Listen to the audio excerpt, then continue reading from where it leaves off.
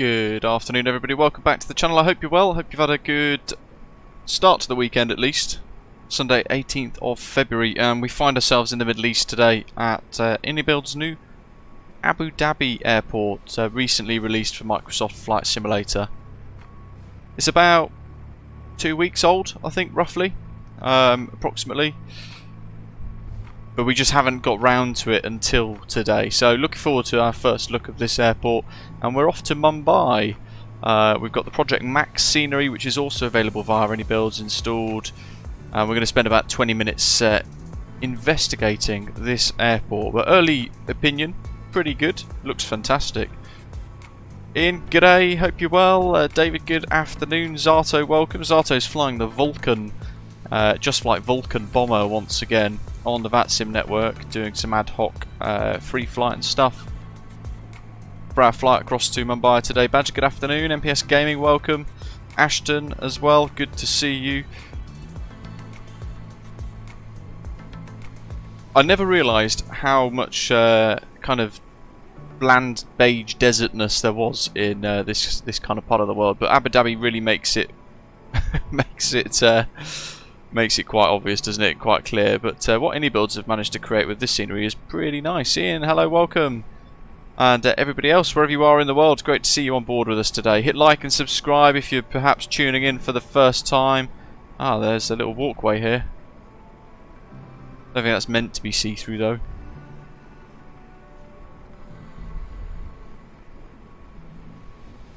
Let's dive into the terminal, shall we? Have a little look. I've set time, by the way, to make sure that we can try and get everything to work and have a nice sunset arrival into Mumbai. Whether that happens or not is a different question, different matter entirely. And the forecast in Mumbai at the moment, 3,000 meters visibility in smoke. So it should be quite an interesting one.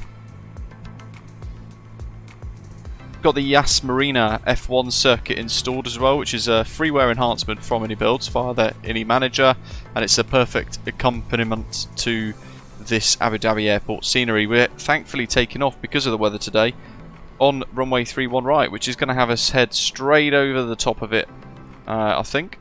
So we should get some good views on the departure today. Internals look great. I mean, I've never been to this part of the world in real life.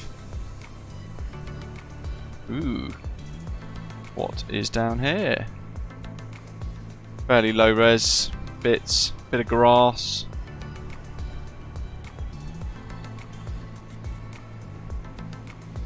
It's kind of odd seeing just one person positioned here, and I'm not sure why they're there. You kind of look at them expecting them to be a bit animated, but they're not. Yeah, interior's pretty basic, but good enough, bearing in mind we've got Dubai just round the corner as well. Ultimately, this could be one heck of a frames per second black hole if iniBuilds hadn't carefully considered how the development of this airport scenery and Dubai and the Yas Marina circuit all fit in together. Yeah, pretty impressive scenery actually, isn't it? Really nice. We can work through our airport. There's our first glimpse of our aircraft over there.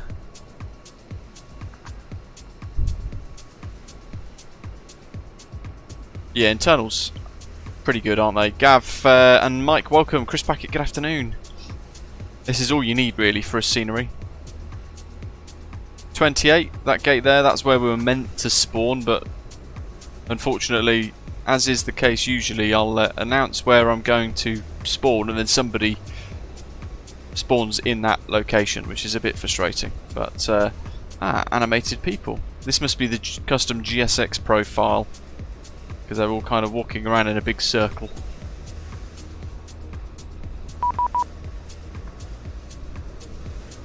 Pretty neat. Yeah, I always think it's weird when developers put in kind of just people frozen in space. It's almost easier and better to just not put people in, but that's my own opinion. It just looks a bit odd, doesn't it, with just a person frozen in time, not moving anywhere. Especially then when you've got a GSX profile that can introduce moving people around the place. Right, let's pop out through the glass. Smash. Have a little look at the rest of this airport scenery for a short while, shall we? There's a Sri Lanka Airways aircraft over there. There's us, Stan 329. We've got boarding in progress at the moment. 259 passengers on board for the flight, and pretty much full in the cargo hold as well. I'm going to turn, remember 4 and 8, 4 and 8.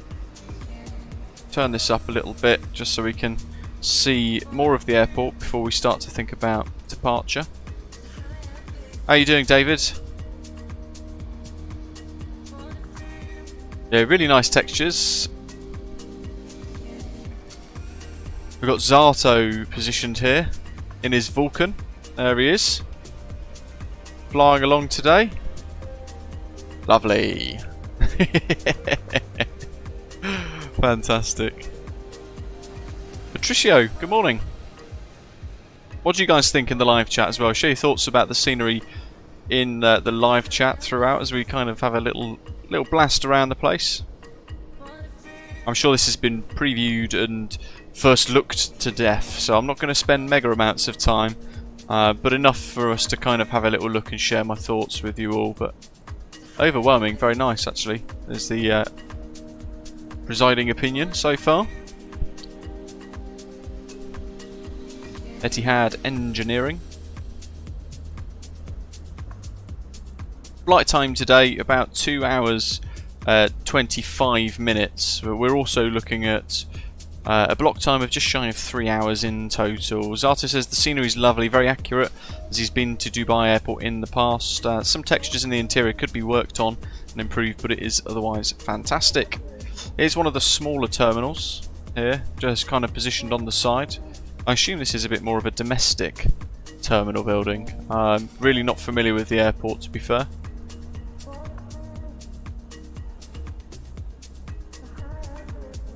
Maze Taste, good to see you. How are you? Good afternoon.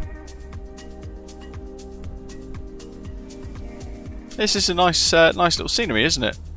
I say a little scenery, it's a huge airport in real life.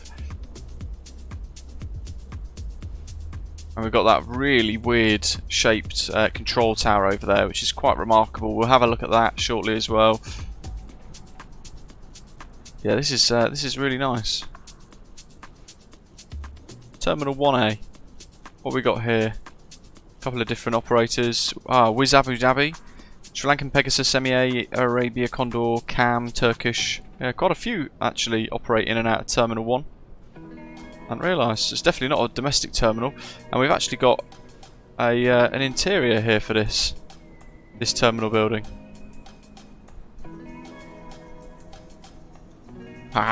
Look at that! It's like we're sat there. Very good, thanks, Tace. El Papino, bonjour. It's a very nice terminal tower interior. This. Look at that.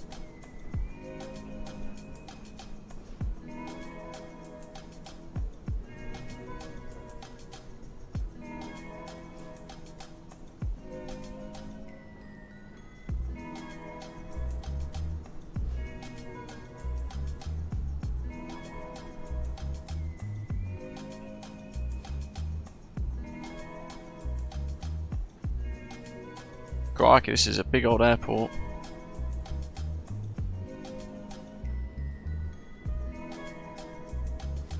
DHL, the cargo village at Abu Dhabi Airport this. So for those of you blasting around in the iniBuilds A300 and doing those FedEx cargo hops, there's the spot for you to spawn in.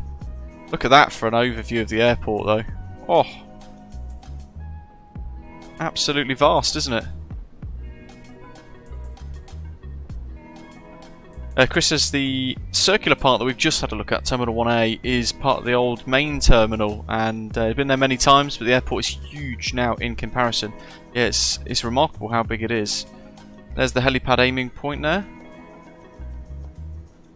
and the windsock showing our winds for today as we cross 3-1 left. Oh, look at those textures on the runway, wonderful. Very nice. Looks like this bit of taxiway here is closed, which I'm sure will match the METAR. Sorry, not the METAR, the NOTAMs. quite nicely. A little X as well. Medin, you only have to ask once, buddy. The live chat doesn't auto-delete your message immediately. I can see the question. This is iniBuilds. It's a payware airport scenery, so you have to buy it. But seemingly very, very worth it. This is a stunning airport. It's great to see a bit more variety coming into the sim as well. We're looking at... Oh, what's that over there? Chuffing heck. Oh, there's a massive temple. Good afternoon, Image Seeker. Yeah, on Tuesday, at least that's when we're planning for it. Look at those approach lights. Oh, yes.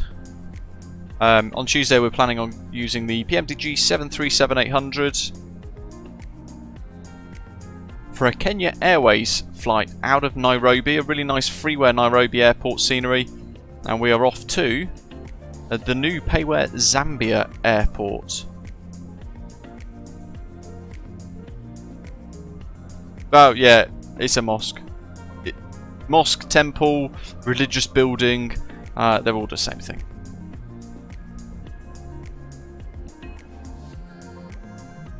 This is... It looks like a military apron, this, doesn't it?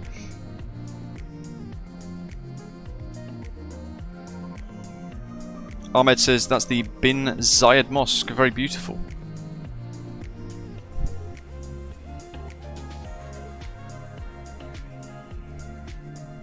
You can see the Yas circuit over there. Should we have a look at that very quickly as well? Do you guys want to see that before we blast off over the top of it? Ashley, good afternoon. Bing, boarding completes. Through to Far Station. Might as well go and see the water ferries. They feel like they get left out otherwise. Who keeps dinging me? Multiple people. Hello Paul, and hello Doc as well, Kevin. Look at that control tower. That's so unique, isn't it? Ahmed says, hoping someone takes on the Hamad International Airport, Doha, Qatar very soon. It's a very fun airport to fly in and out of, especially when the A350 and the 777 come out with Qatar Airways ops. I think, has somebody done Doha? Look at that. My goodness. Ooh. Just try and sort this camera position out a little bit. Maybe I'll just use the GSX wheel. Doing, doing, doing, doing.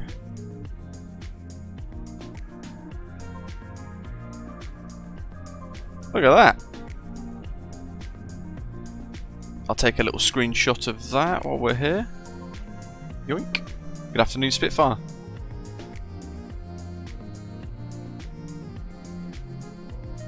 Really nice.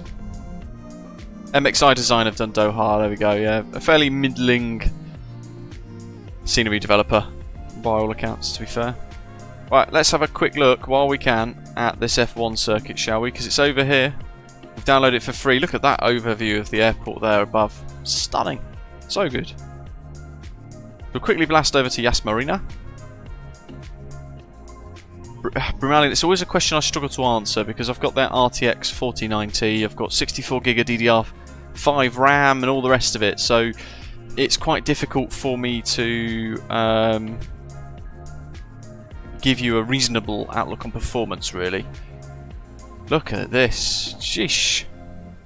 So you download this as an additional scenery for free. Oh! Oh my god. How good is that? Jeez. That is incredible.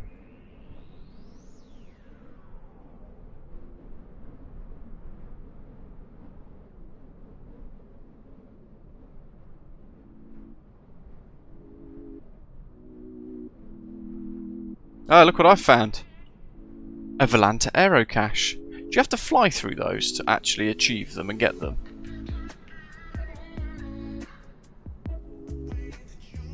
Because I'm in it, but I'm not in it, if that makes sense. Yeep.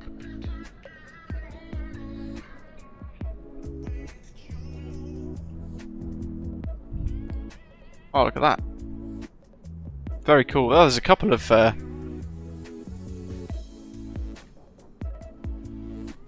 aero caches here.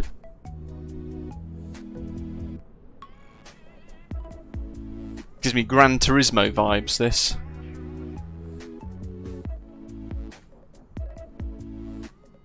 This is mega.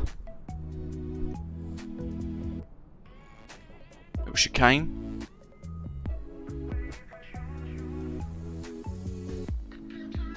Look at that, it's like we're in the race.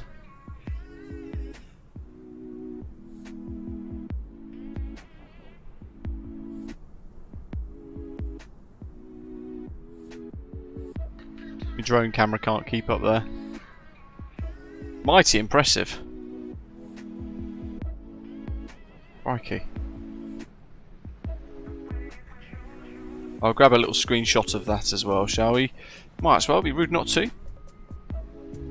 Really impressive though. Look at that.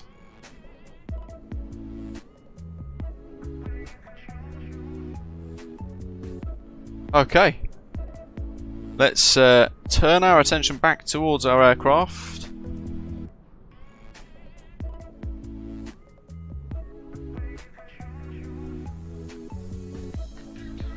We've done the boarding via GSX, we've done all of that already.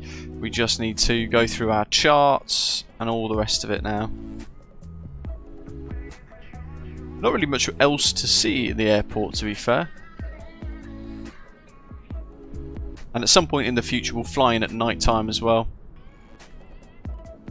I'm a bit worried about intentionally fiddling around with the time, because I think I've got it set so we arrive at Mumbai in some beautiful weather conditions, like just before sunset effectively, if I time this right. Though it might be pushed forward time. We go for an 8, I think, wasn't it? For the prime rotation speeds of the 787. There we are. They've left the door open though. Can't get the staff these days. Horizon Simulations, their freeware Boeing 787-9, General Electric engines and their own custom sounds installed today with this beautiful Tarium Liveries Etihad Dreamliner paint scheme that we've got for today, which is just exquisite, isn't it? Look at that. Really, really nice.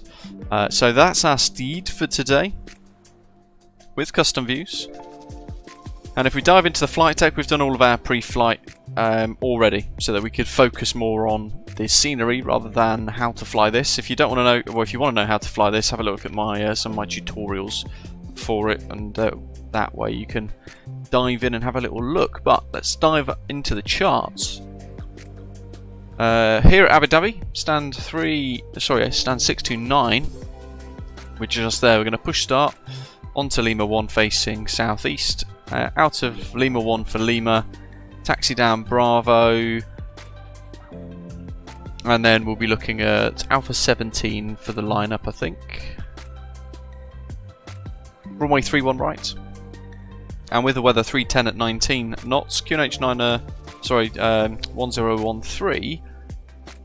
We'll be doing the Canip 3 Papa departure. So initially, flying runway heading straight out over Yas Marina, 306 degrees, and then turning right, 90 degree turn to 036 for 6 miles, max 220 knots, above 2,200, and then Alpha 441 at or above 4,000 feet before flying the downwind leg, 126 degrees to Abu Dhabi 442, Imati, Imtup at or above flight level 150, and then Canip for the journey. Initial climb clearance 4,000 feet, and the transition altitude for the climb out is 13,000 feet. Routing southeast across the Middle East, over Oman. Muscat's just to the north. That's that circled area is around Muscat's airport, but routing across Oman and then over the water for a very short oceanic crossing towards Mumbai. Should be quite a nice little sector today. As you can see on the left, Mumbai's weather 1300 Z, 270 at 10, 3000 meters in smoke, had 29 degrees QNH 1010 for our arrival. Conversely, Abu Dhabi 300 at 16, Cav OK 23 degrees QNH 1013. Very different weather conditions. Winds are fine though, winds are quite nice. Abu Dhabi ground online 123975, thanks.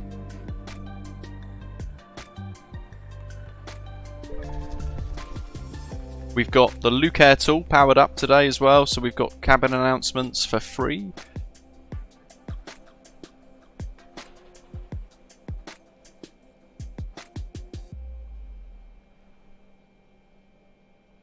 Don't snoop too much. Winja Spice Hornet might be in there, pushing the boundaries of acceptable work ethics.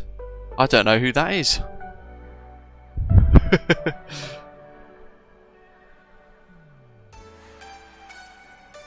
I think your announcements usually are announced to other people, Zato, with a typhoon broadcasting on the orders of His Majesty the King and his government. I command you to do the following. Right. What have we got? Departure ATIS with ground 123975. I don't watch Formula 1 anymore. I haven't done for years, to be fair. Etihad 6 Papa Yankee, Abu Dhabi ground. Good afternoon. Readability 5. Roger that. Yeah, we'll reach you information Alpha on board stand 121 QNH ATIS Alpha 103. To Frankfurt as well. 6 Papa Yankee. Etihad 6 Papa Yankee, you're clear to Frankfurt via the Dubix 1 Papa departure. Stand by. Yeah, Etihad 6 Papa Yankee, sir. We would like to request the runway 31 right for departure, if it's possible. Thank you. Stand by, Etihad 6 Papa Yankee.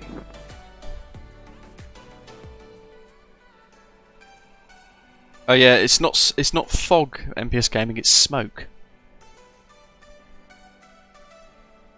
So that's somebody getting clearance. Etihad 6 Papa Yankee, apologies, you're cleared to Frankfurt via the Dubix 1 Papa departure and maintain altitude 4,000 feet, squawk 3413 for runway 31 right.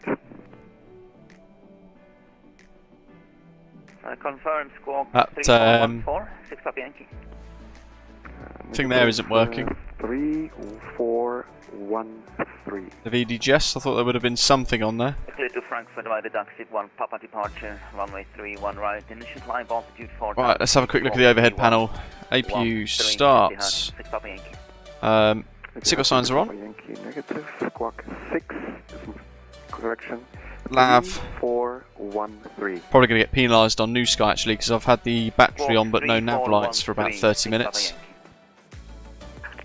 Yeah, 6 Papa Yankee, that is correct. Information outside is correct. QNH. Does it do that? I can't remember now.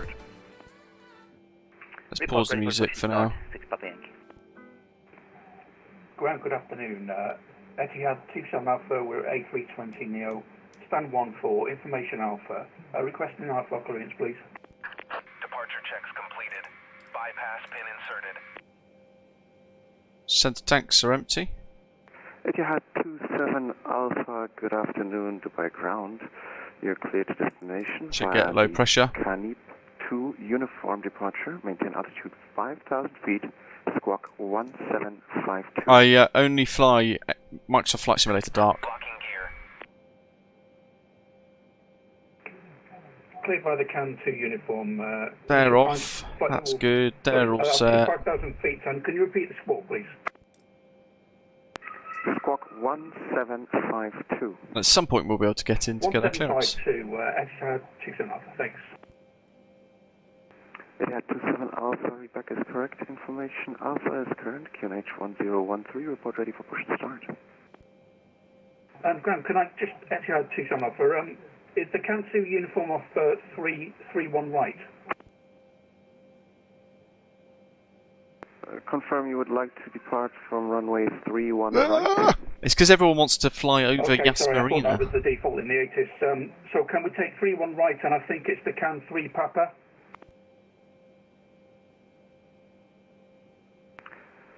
Affirmative. Affirmative, Etihad 27 Alpha. The departure will be kind of 1 November, altitude 5,000 feet, negative, correction, 4,000 feet, and the squawk remains the same.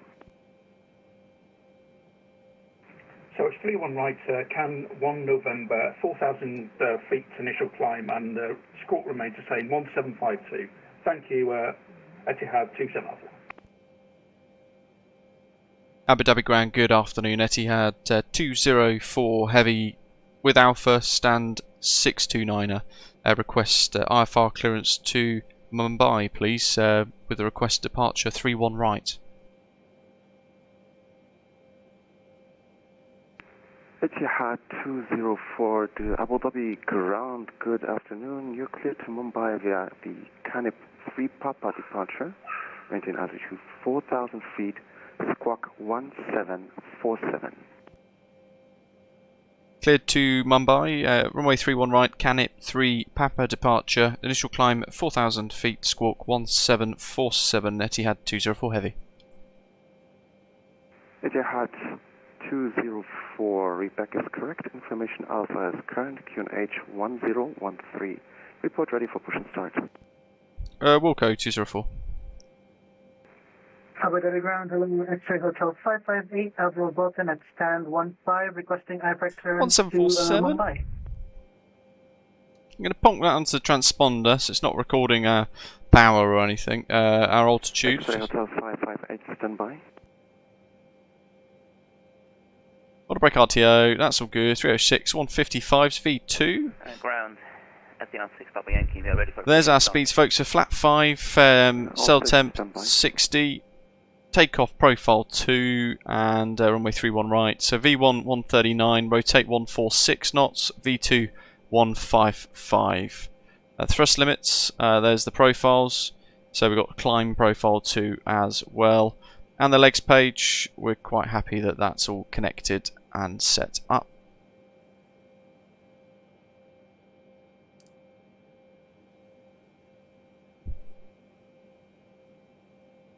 And Etihad 204, join the queue, fully ready, request push start and turn.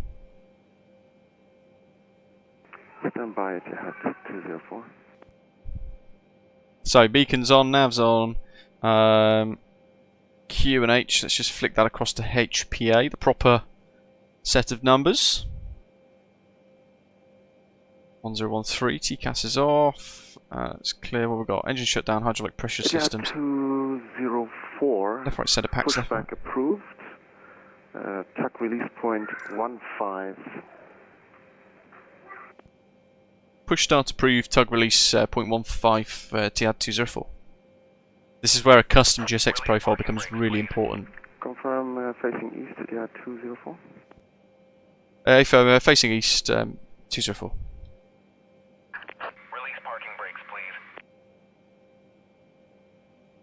Have I got APU on? Yeah. Ground, Etihad 27 Alpha, we're ready for push and start. Brakes off. Commencing push. All engines clear.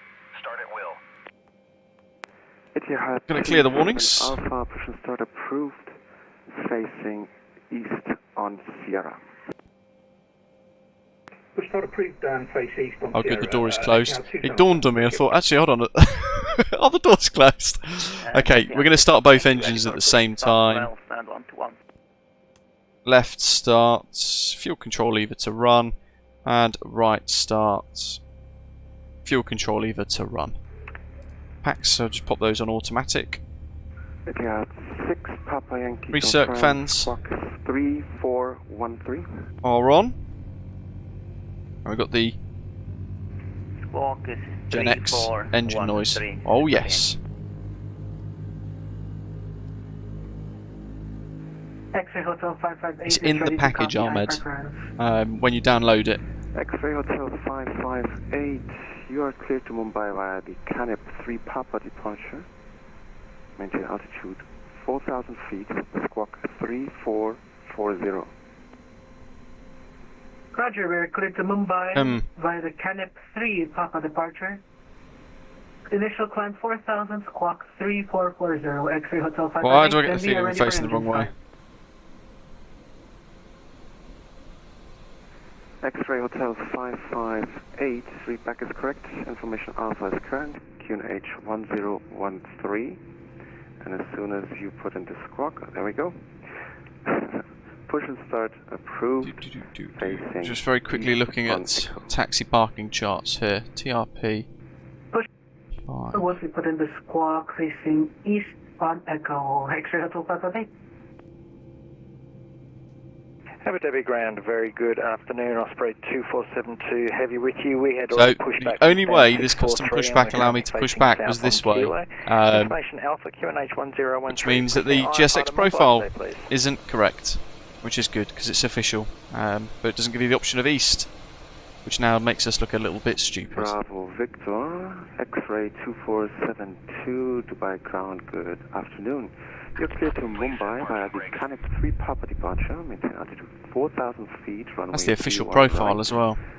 Squawk that needs to improve. 3444. Did I miss a trick? There was no other option, was there, except for TRP-15? Squawking 3444, we have information Alpha and QNH 1013 on board. Bravo Victor X-Ray 2472, readback is correct. Information Alpha is correct. Flat 5. QNH 1013 is correct as well. Are you ready for taxi? Hey, phone, we're ready. 625 on the trim, 625. Bravo Victor X-Ray 2472, taxi via Kilo, left Kilo 3. Right on Bravo. LNAV. Holding point Alpha DNAV. 17, runway 31 right. Auto throttle. Taxi Right by Kilo, left on directives, Kilo 3, right on Bravo, that's not holding required. point Alpha 17 for runway 31 Bypass right. pin removed, just waiting for the pin. Too heavy. Left is clear. Right is clear. Etihad 6 Papa Yankee 34. Let's, 3413. do we start the safety demonstration? We'll get our taxi instructions first. Etihad 6 Papa Yankee standby, brake. Bravo Victor X-Ray 2472.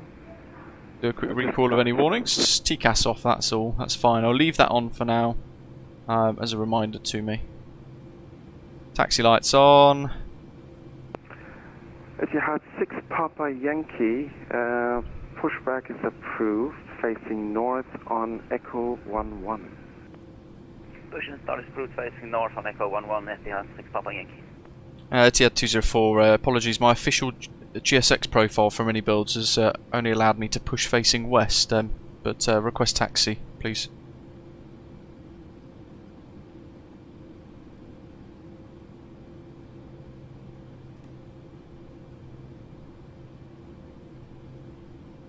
Etihad 204 standby. Ran a right spanner in the works for him. Etihad 204, taxi to runway 31 right, holding point Alpha 17 via Lima 2, Hotel Bravo. Taxi, hold point 31 right, Alpha 17 via Lima 2, Hotel and Bravo, Etihad 204. So, safety demonstration time. Let's go. X-Ray Hotel 558 is also ready for taxi.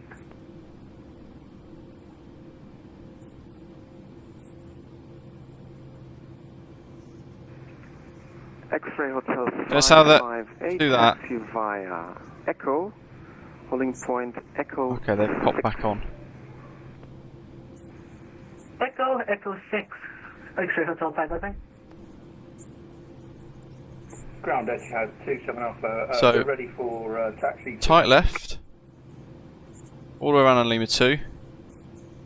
Just going to be this inner line. 27 Alpha, taxi via Sierra, Echo 6, holding point Echo 6. Into this taxiway.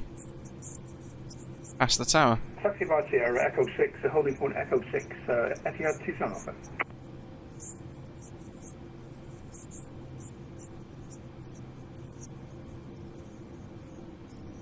There's the cross-section yellow line.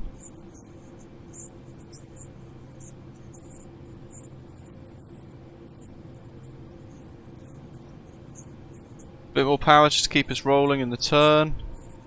Tight turn.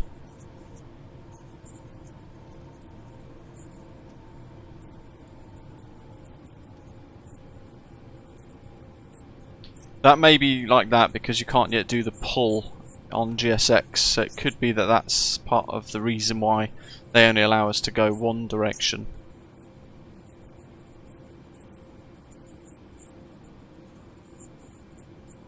Etihad 27 Alpha contact tower on 119.2 for runway crossing. 119.2 for runway crossing. Thanks for your help, Etihad 27 Alpha. We'll be speaking to him again in a minute.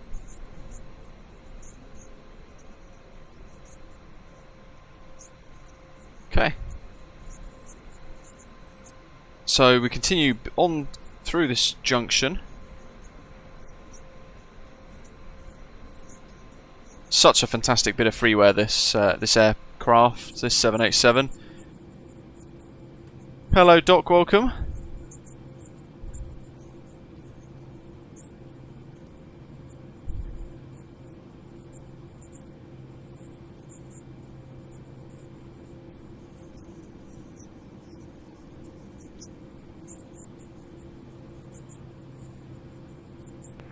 X-ray Hotel 558 contact It's a tower. weird trippy texture on the tower, isn't it? For runway crossing. Roger, contact tower at 119.2 for crossing. So, not the first junction, because that's golf. We've been told hotel, so we'll continue on hotel and then Bravo. So, second left. Primo, nice. Again, there's no straight line across that junction.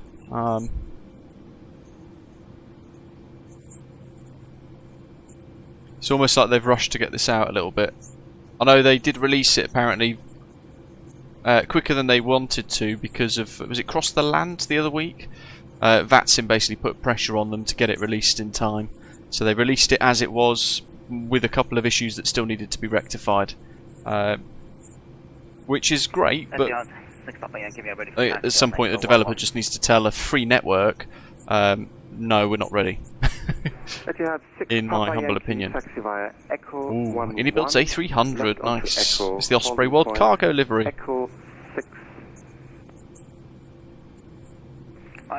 Yeah, so that junction there is missing that line going through the middle, interestingly enough. I can see it on the charts, in fact, so it's definitely supposed to be there.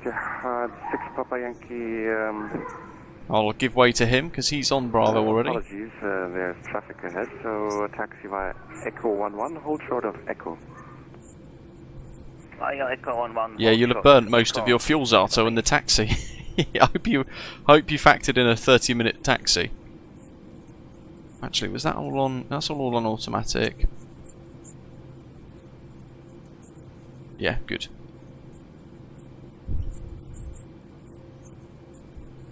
Don't think there should be a gap there either, even though that's a crossing. The taxi line takes primacy over a vehicle crossing point. Round we go, take it slightly wide, extend the nose wheel beyond the yellow line to keep the undercarriage, the main wheels aligned with it. Oh, look at the tower. Snazzy. We've got one on final. Bravo Victor X-ray 2472 contact tower on 119.2. Have a safe flight. 119.2. Very nice airport scenery this. Cheers. I do love what iniBuilds are doing at the moment with that engine bounce on this Horizon Sim 787. Tower on 119.2. Have a safe flight. Tower on 119.2. Etihad 204 Heavy. Thanks for the ATC. Have a good day. Ground Etihad 504 Alpha, holding point Alpha 17, runway 31 right. Osprey 2472 Abu Dhabi Tower. Good afternoon. We did 787 pan. Continue taxi Osprey 2472 Heavy.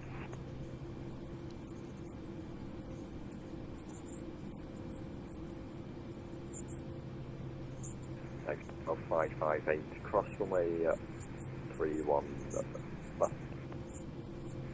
Cross runway 31 left, X-ray Hotel Papa Bay.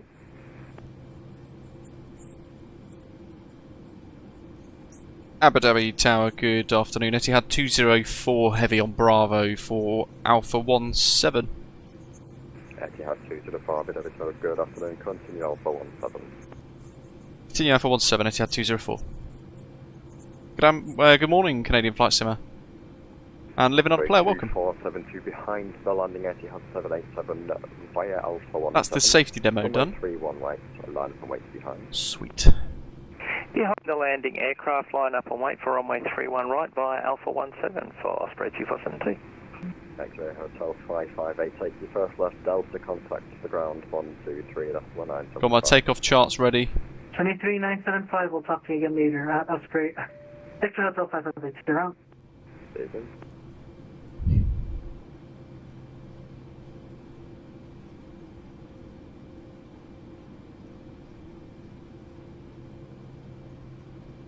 Alpha 16.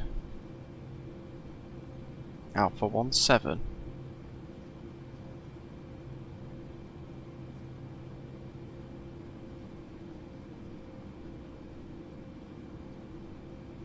On the brakes gently, just to slow us down.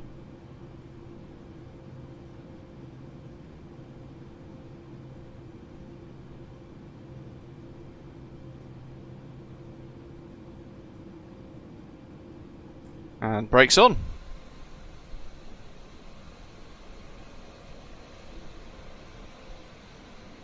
See if I can get a decent screenshot here of us lining up. Probably not the best screenshot there.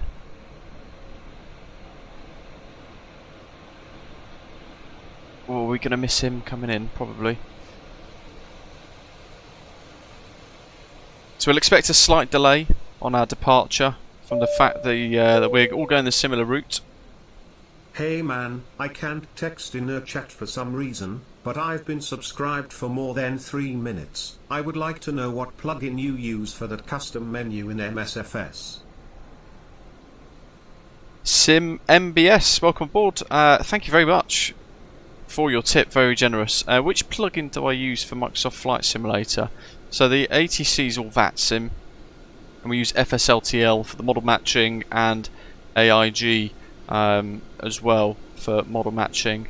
But the bits at the GSX, the way we control that, little scrolly wheel is Parallel 42's Flow Pro.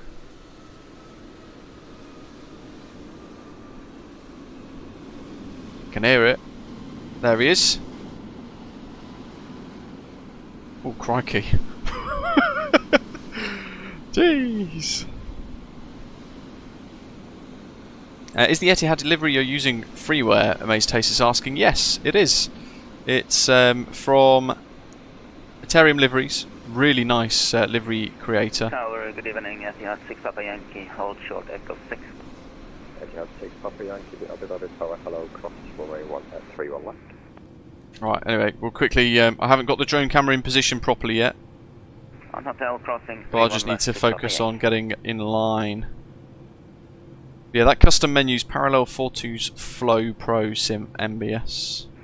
Tower, hello again. The Etihad 27 Alpha, we're on Bravo for runway 31 right. Etihad 27 Alpha, Abu Dhabi Tower, hello again, continue for Alpha 17. Continue Alpha 17, Etihad 27 Alpha. Etihad 204 behind the departing Osprey 300 way Alpha 17, line up and wait behind. Behind the departing Osprey Airbus, line up and wait 31 right behind Etihad 204 Heavy.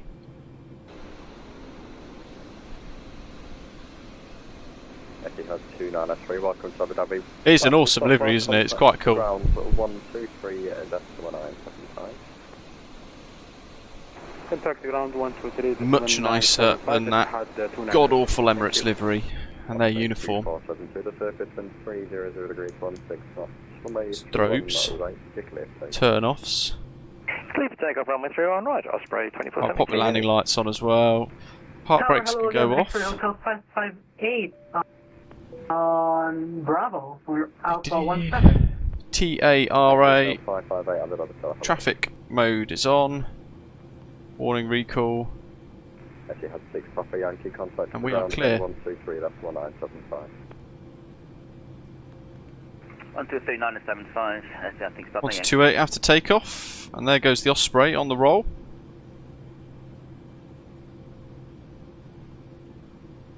straight over Yas Marina. You can see it in the distance over there. Really good. And yeah, these runway textures are great.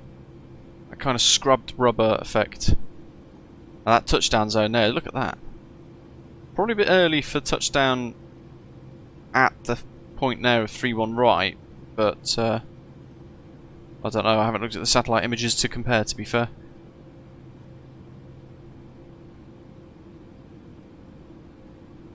I'm trying to position so we can watch his takeoff rotation as well.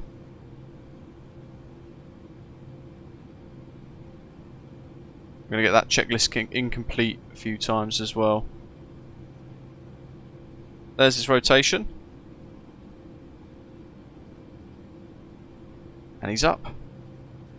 Yeah, that's going to keep popping up. Master caution, checklist incomplete, because there's a checklist system within here. I never use it. There's a little dinky Airbus there.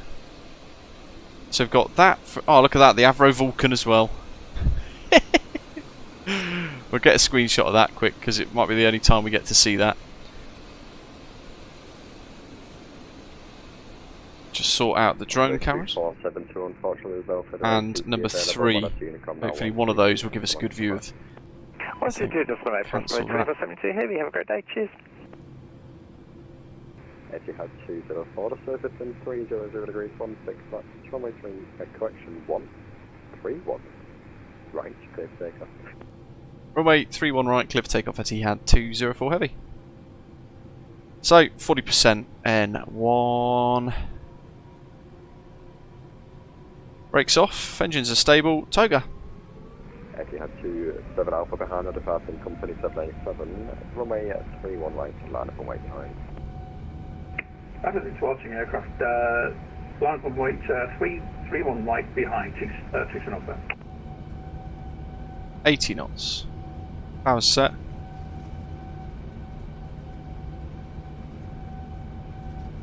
V1 was 139, rotate 148-ish, wasn't it, I think. Here we go. V1, rotate. A little sporty on the rotation there, V2. And disregard. Positive rate, gear up.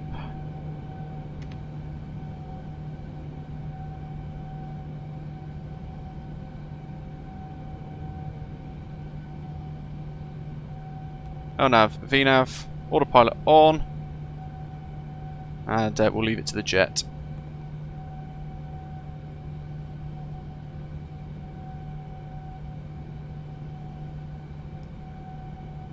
Got to turn the APU off. Look at that!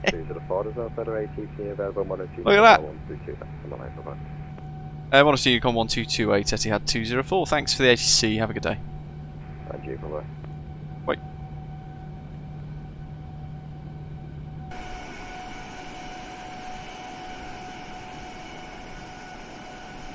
Quick screenshot there. And here comes the Yas Marina circuit.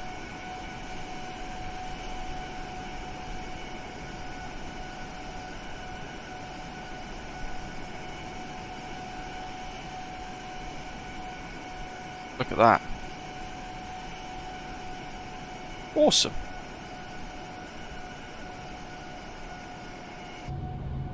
So, get rid of the flaps.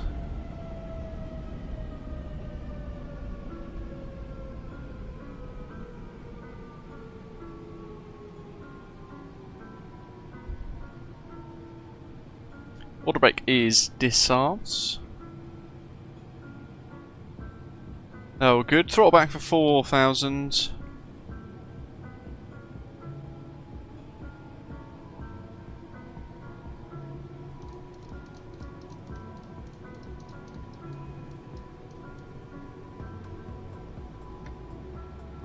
Max 220 knots for this next sector. What have we got here for some views? There we go, that's the one I like. We'll just hold 4,000 for now because it's quite nice to see the scenery below, isn't it? Aviation Simulation, welcome. It's the Project Max Mumbai is the one that we've got.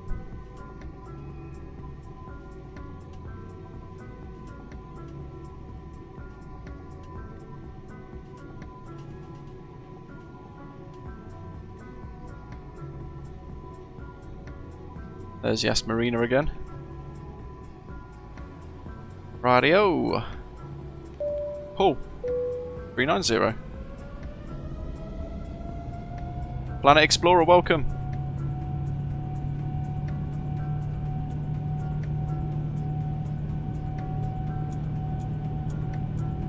Thanks for subscribing.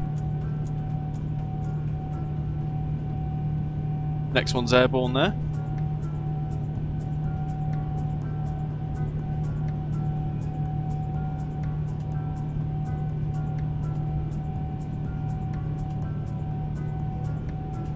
So I reckon I'm going to have a big old point deduction of about 1 or something similar to that, because of... I've got traffic there apparently. Oh my goodness. Who is that? Was he on a different departure? Hey!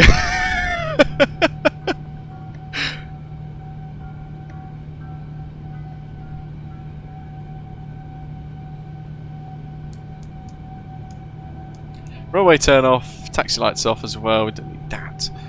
Yeah, I forgot to turn the nav lights on, didn't I, for a little while, so I think it meant that we're probably going to get penalised a little bit on our score for that reason, but hey ho. Hey, this could be a great screenshot, hold on.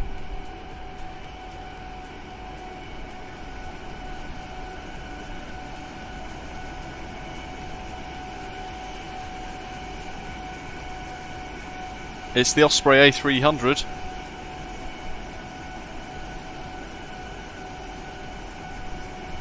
I don't know where he's going though. Something suggests to me that it's that aircraft is a bit broken still. Yeah, it's the bloke who turns off his engines on approach.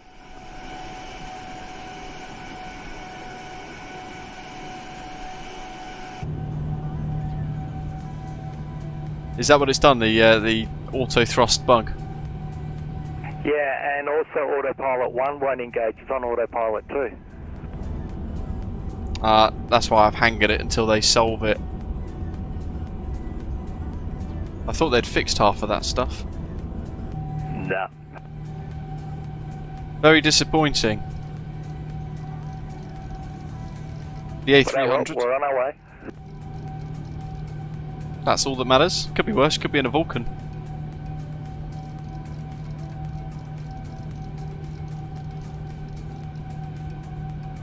Through 11, all the lights are off. In fact, let's get the punters released.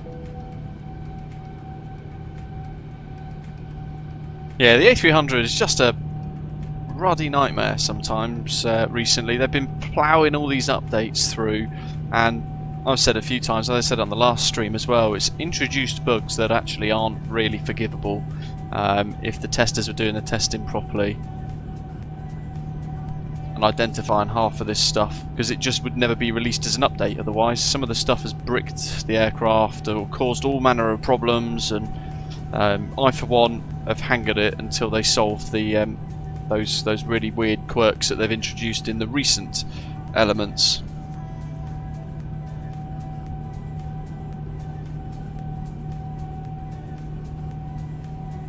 Stefan, thank you very much. I've got a PayPal tip just pinged through on my phone from you. Much appreciated.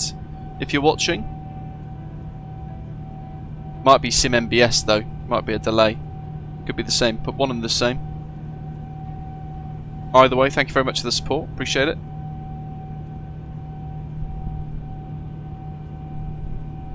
MPS Games says that the A300 600 works very well with 1.06 for him today. Good to know. It's a bit of a weird one, isn't it? Because it's almost like there's a...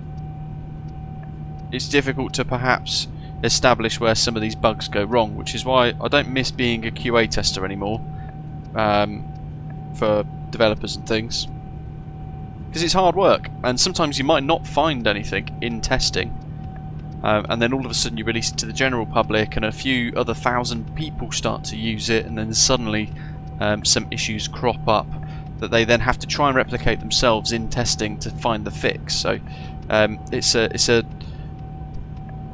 I don't envy them. It's a very difficult task, The great thing is there are a lot of people in the community volunteering to be quality assessors and things for various developers. Standard pressure.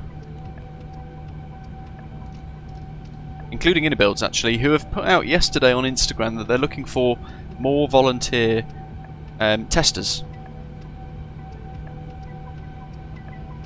Actually saying that strange about the A300 there, been flying it many times including right now, not had any issues since V1.0.5 was released.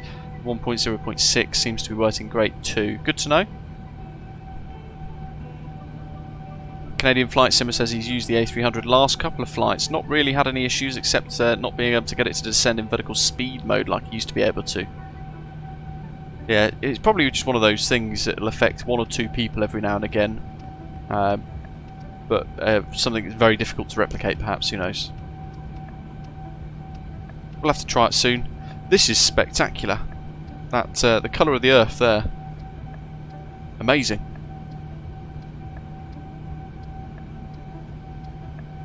Let me catch up on Volanta and get some screenshots put in there. I've taken 15 already apparently. My goodness.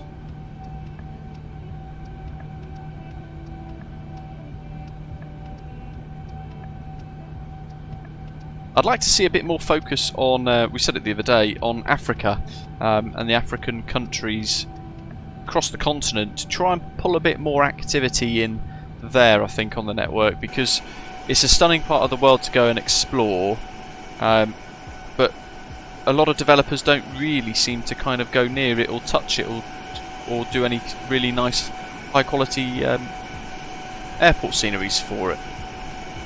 And I'm not sure why. Perhaps because it's some of the airports are quite remote,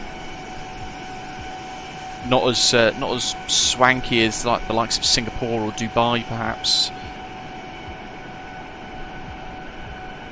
Yeah, Tuesday we're looking at the Kenya Airways 737-800, a special route from Nairobi to Zambia. New airport scenery released by, is it 69 Trees or something like that? 69 trees. I can't remember. 62 trees, I think, actually. Let me check.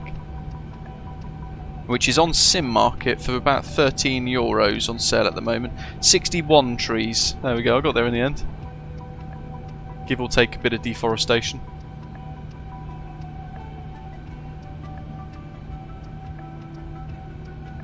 Remy, welcome to the stream.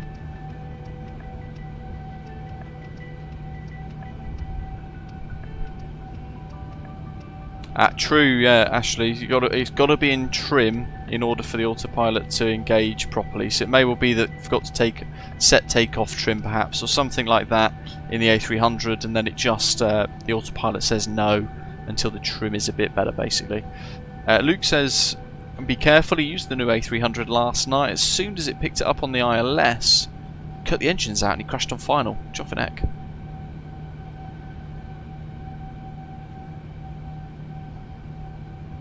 Zambia, Remy, not Zanzibar. We've got the mountains of Oman ahead.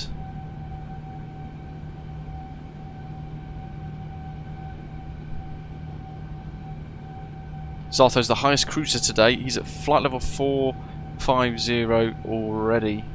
Luke Plant says it went completely cold and dark. I wonder if you had the on the tablet. On the iniBuilds tablet, did you have the state saving selected? The little drop down, because it may well be you've clicked cold and dark and the whole thing just shut off.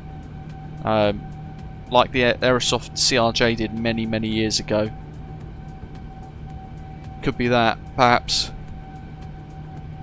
Because even like if we pretend this is the A300 now, I haven't tried it in it, but it may well be that it's down here, and if you just click it across between two screens or something, it might affect it. I've never tried it though.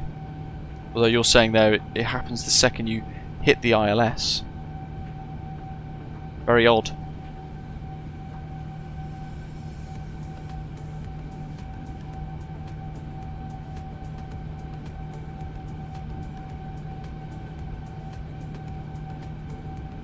Salto's up in X-Ray Hotel 558.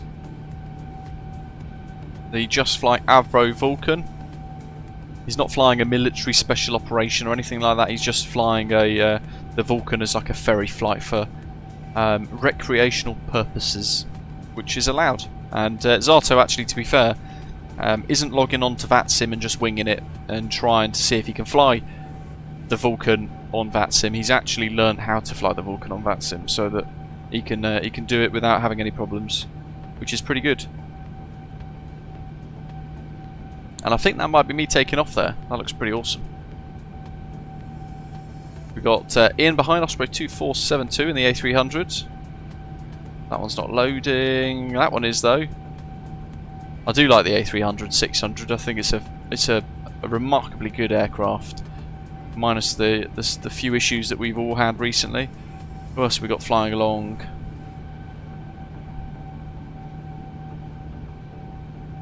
I think that may well be it. Ah, James down here, Etihad 208, waiting to push from the Terminal 1.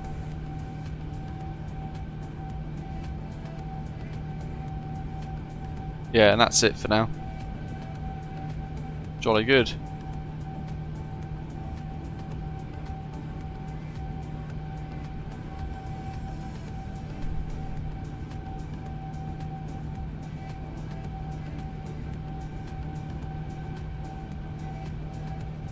Zato says he actually knows how to fly the Vulcan, but with the default GPS, it comes with the plane.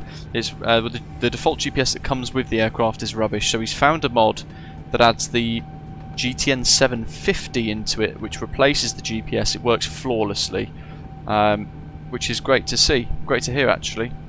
We'll have to have a look at that.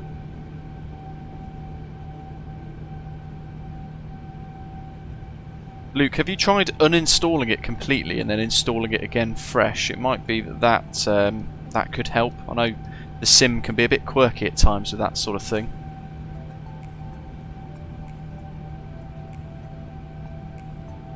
Good, the old insufficient fuel warning again. We keep getting that in this aeroplane, even though the fuel loading is fine. We'll just disregard it again. And those hills look awesome.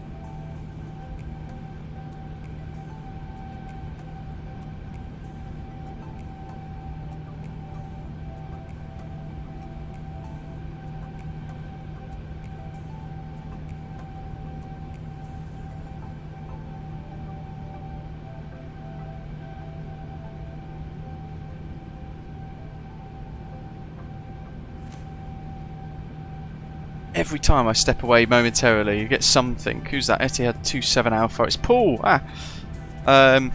Graham put him on the Canip 1 November for some reason. I should have quizzed him. That's fine. That's for runway 31 left, which you can use. Just a slightly different departure, Paul is saying there.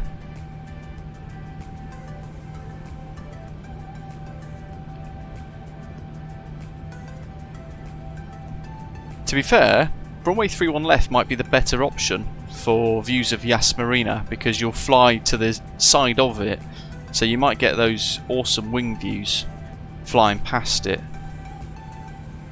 Let's see, what have we got here? Canip 3 Papa. Just having a little look at the different options here. SIDS. So Paul was given the Canip 1 November. Oh, that's a slight offset. Oh, that's fine. It's a bit more of a dog leg. It might just be to spread the... It's for 3-1 right as well. I think it's just to spread the traffic around, that's all.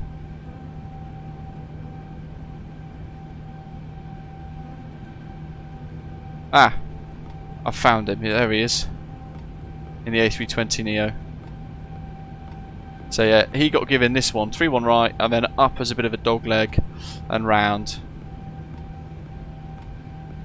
There he is, Etihad 27 Alpha. Let's pop that extra screenshot in here. 2 of those. Lots of screenshots today.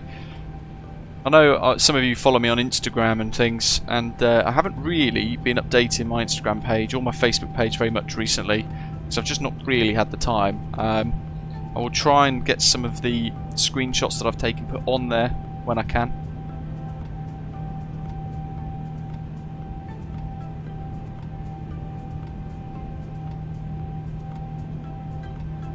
How are we doing in the climb? We get that insufficient fuel warning. We'll clear it.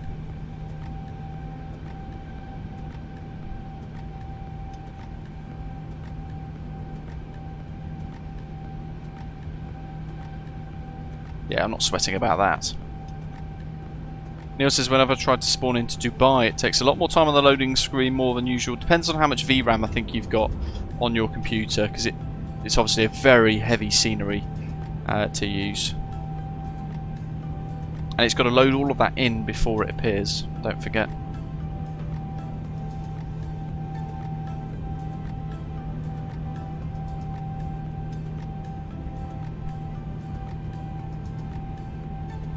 Luke says his AIG doesn't work now either. It won't install properly, gets halfway through and freezes on certain airlines. I'm not sure what to suggest there. The only thing I probably could suggest is reaching out to AIG on their Discord and ask for a bit of support perhaps in getting all that sorted out.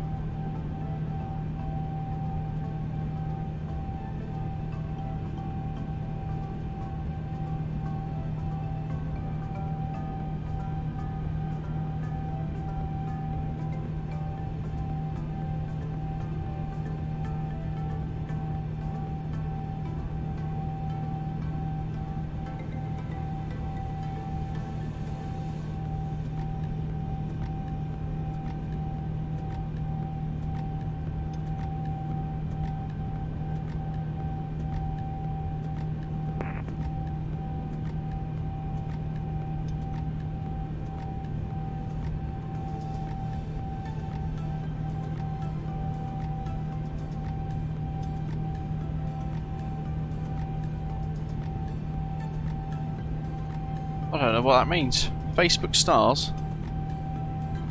I had a pop-up come up. I don't know what that means. I'll leave it. Strange. Neil, welcome. Hope you're well.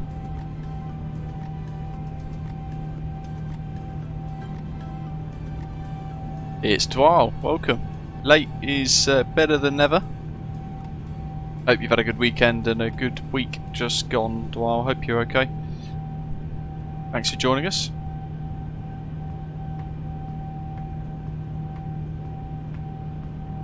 Luke, yeah, so I've heard that a lot, but then I've removed my model matching a few times and I've found that it struggles to work it out and I end up with a lot more generic Asobo blobs. So I think the new V-Pilot still needs model matching rule sets because it does struggle, I think, otherwise with actually finding which ones are which for the right circumstances, like code-share flights or wet lease aircraft, that sort of thing. There's too many different nuances and varieties of livery and things like that to consider. And I don't think V-Pilot quite understands all of those complexities if it generates it itself. So I still use model matching rule sets, VMRs.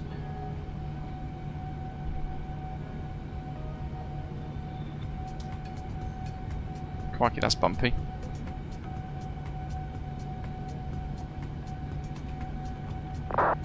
Ah, Dwell, not good. Sounds painful. Crikey, this is well bumpy.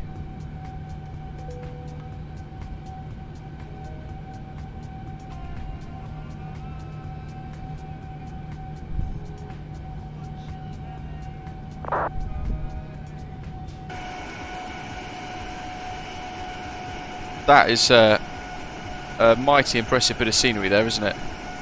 In the backdrop.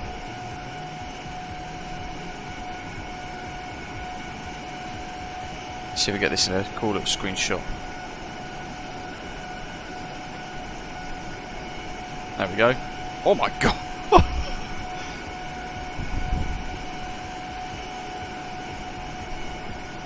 Look at the wing flex. Let's go to a wing view here. What have we got? That one. That's a bit bright. Let's watch that one for a minute.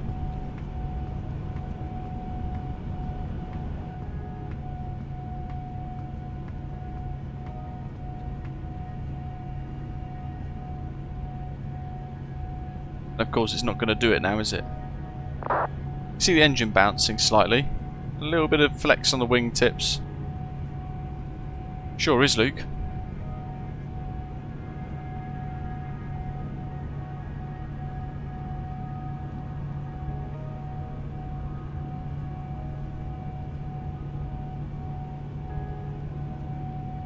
We're not going to see that moderate wing flex now, are we? That turbulence. Oh, it is getting choppy again.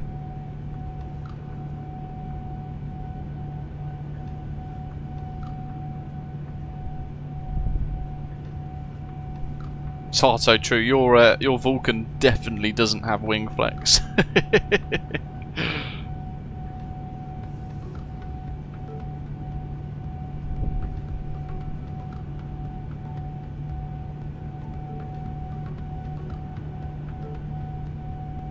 Birdman, I do worry about that.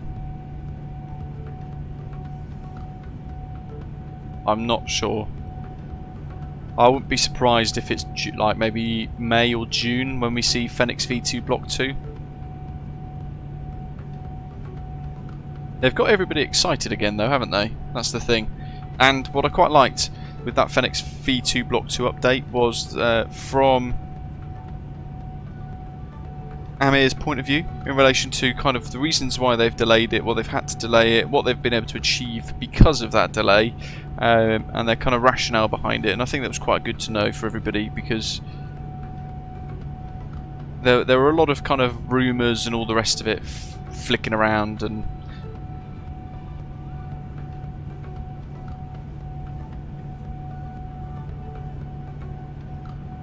it's good to kind of squash those, isn't it? Hey, don't forget folks as well, next week, before my night shift at 2 o'clock, I'm going to be on Sky Blue Radio for the very first time with Willie Canuck, chatting about flight sim for an hour. So I'll be on proper flight sim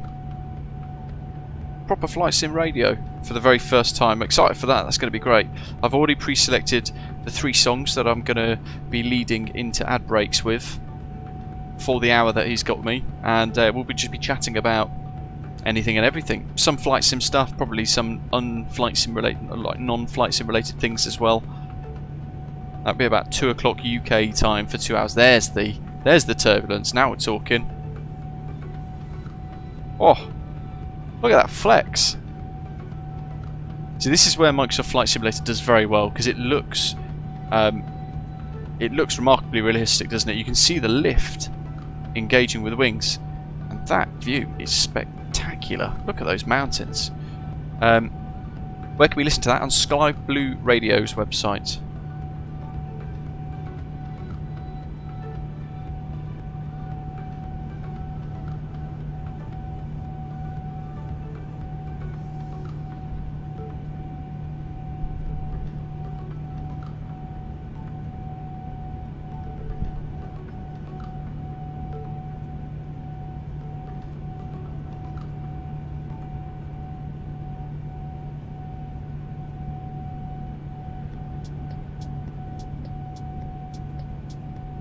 Next Sunday, Neil.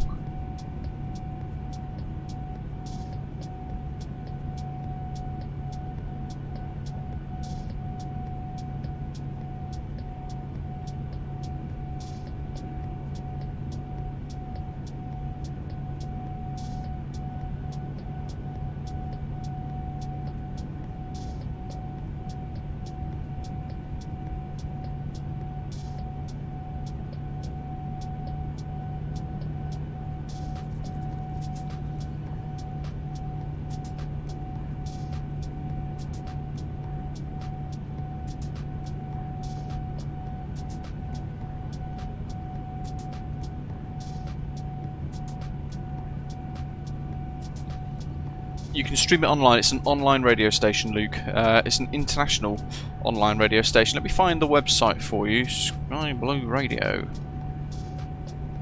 skyblueradio.com, that's the one.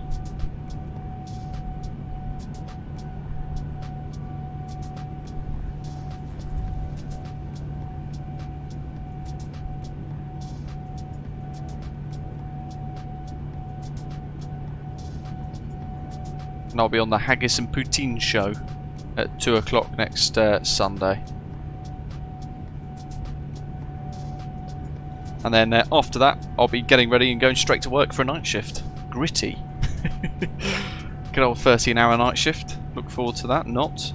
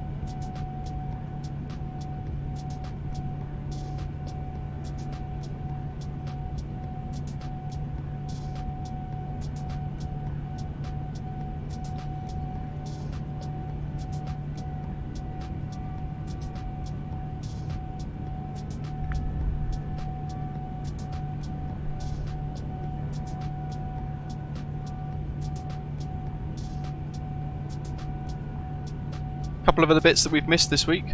Trying to find them all on my emails.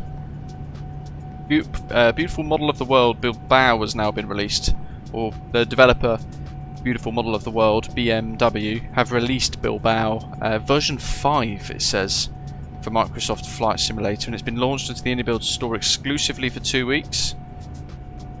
Version 5, £11 excluding VAT. How many times have you had to buy Bilbao then?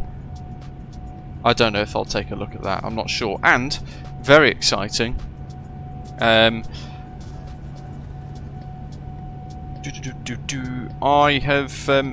a Navigraph ambassador now for a little while, for about 2 years roughly, showcasing Navigraph Ultimate, talking about their products, their packages, the charts, and they've featured a lot inside my tutorials and things like that.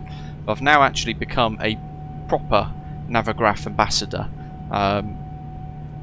which I'm really looking forward to sort of being part of, and it's going to allow me to offer a few different things, which I'll go into more detail nearer the time. They've got a little merch box and a merch drop coming to my home address, which I'm looking forward to, and at some point in the future, they're going to give me a unique promotional code, which will allow me to, where is it? Let me just bring this up. Ambassador pack.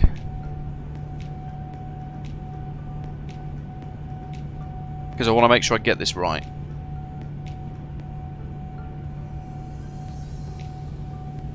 There we go. I'll get an exclusive promo code, active for 1 year from the start of ambassadorship.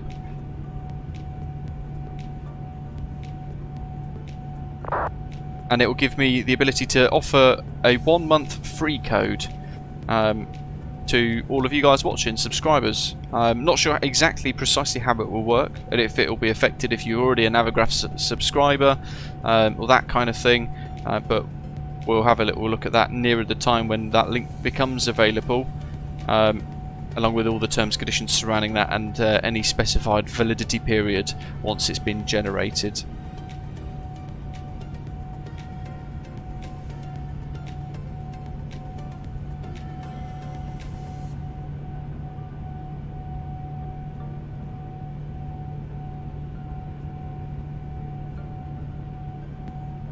And I'll have featured brand content apparently.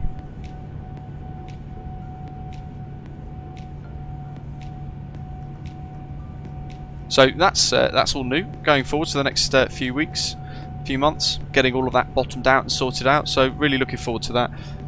Very, very honoured to be offered that opportunity. It's not a paid thing though either. I'm not doing it to be paid by Navigraph. I'm just an ambassador because I love their products, and they provide me with a free subscription throughout the year to enjoy and show you guys their different features of the charts and things.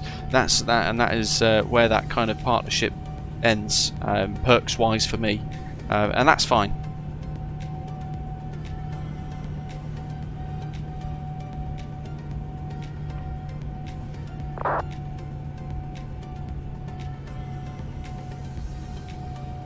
Ashley says, I've never had to pay for upgrades to Bilbao. It simply sounds like iniBuilds have just got a period of exclusivity for an update, and I'd imagine anyone else will just get the update normally later on. It'll be interesting to see how that works, won't it? I think we're clear of all that bumpiness. Let's now we're over the water. And this is what we're going to see now, the big deep blue for the next hour and a bit. That's the coast of Oman.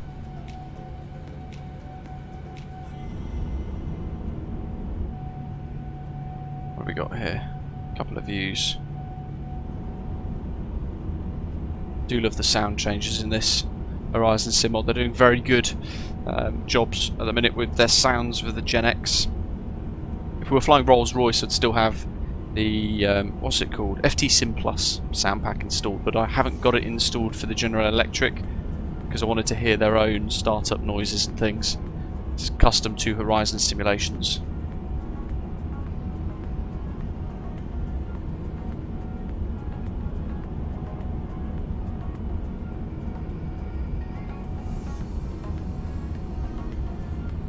Into Mumbai, we are expecting the,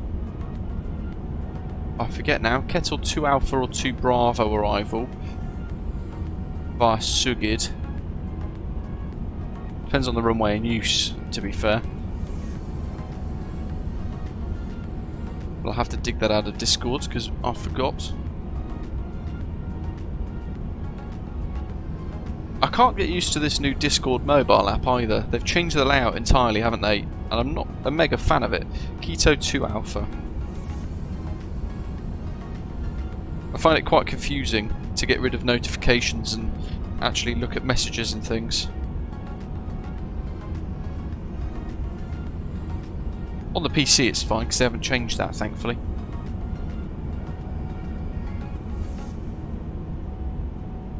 Keto 2 Alpha, so it's going to be that with a downwind.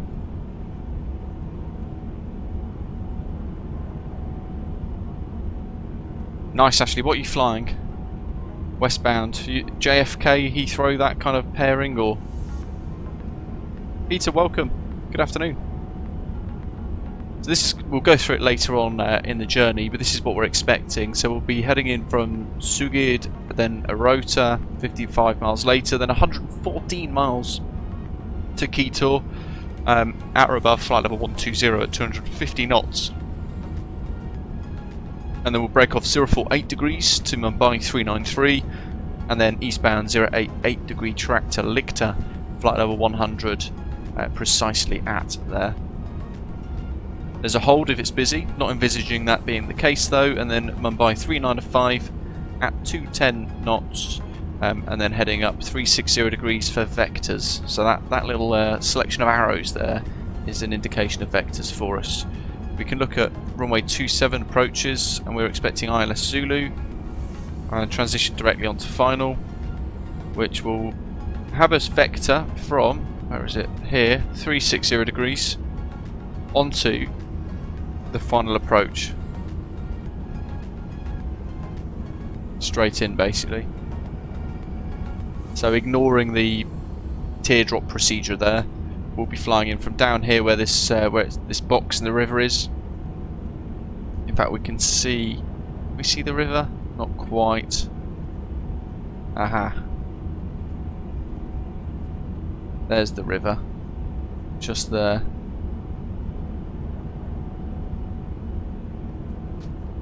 So quite a long final actually. We'll be vectoring 360 far to the east, and then we're routing in to intercept this 10 DME final and glide path from 2,900 feet on the way into Mumbai, and the minimum's 230 feet. And we'll go through that a little later on.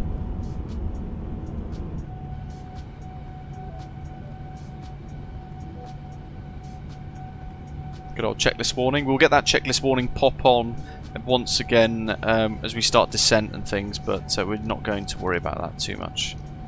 It's advising of an opportunity for a step climb further up there at Dogat. Step to 430. Wow. Optimal was 400 though, so we're not going to step 390s as close as we can get. 1174 is just been hearing the poor old Boeing are having even more issues with Dreamliner this time. It's icing again, isn't it? I think I read yesterday it's there are more issues with the icing condition stuff. But instead of it being issues with the 737 MAX, it's actually an issue with, where is it? Boeing. New Boeing issues. There we go, what we got.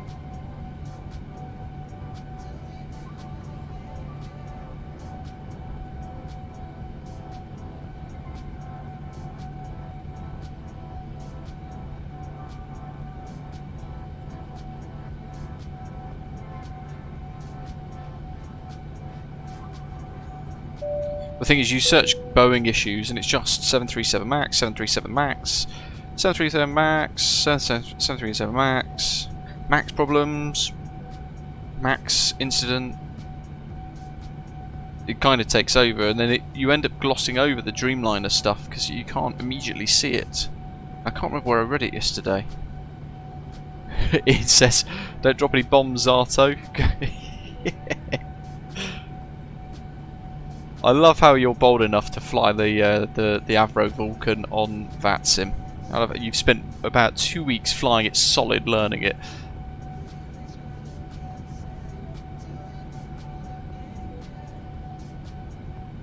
Pete says it'll be interesting to see if Microsoft Flight Simulator's weather engine picks up the air pollution in Mumbai. Absolutely. I think we flew in here before. We flew to Mumbai before and we had smog, didn't we, I think, or smoke. And it was in the sim, which is quite cool. Ashley's flying Heathrow to JFK with the American A300 600R luxury liner. Very nice.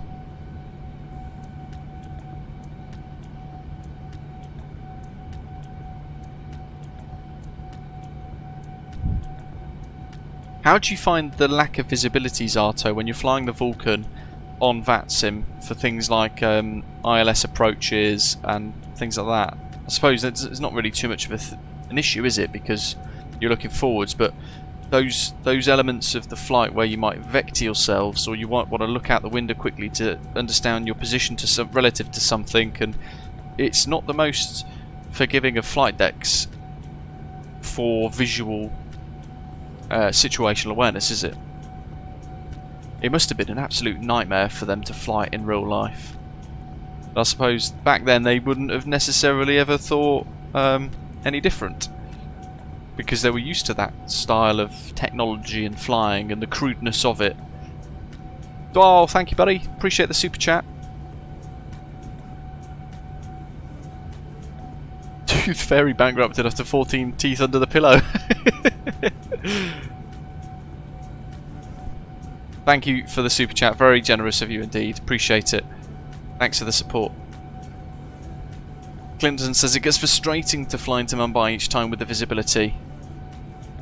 But this is what I don't get, because certainly in the UK, probably in the US as well, we get hounded constantly about global warming this, climate change that, blah, everyone should drive electric. But when you look at places like Mumbai, or you look across India at the big cities, you look at China, there's constant smog, you've got dense pollution, and they don't put anywhere near enough money in to solving the problem that we do. Bankrupted after 14 teeth under the pillow. Smiley face. It caught up in the end. Thanks to all.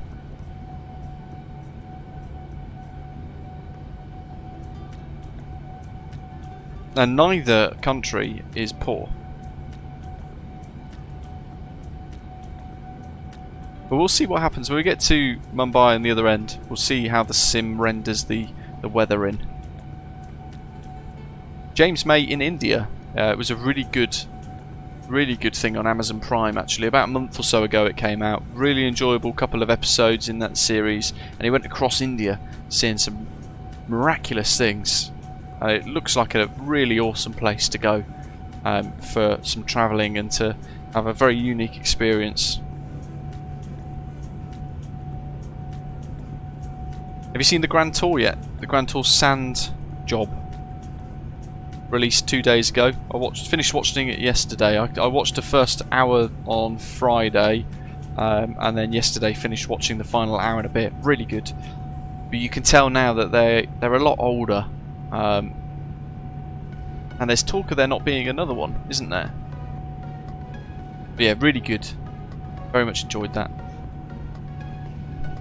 Has anyone used the new June expansion pack for Microsoft Flight Simulator yet? To celebrate the new June episode. Well, June 2? Is it June 2? I don't know what it is.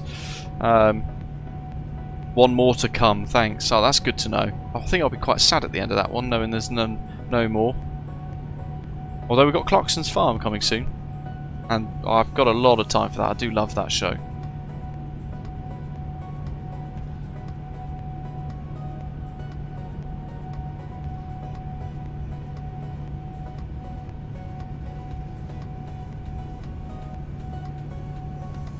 Haven't even downloaded it in, says I haven't either, to be fair. Although the movie's great, so it makes me then want to actually have a little go in the sim and fly that kind of quadcopter thingy.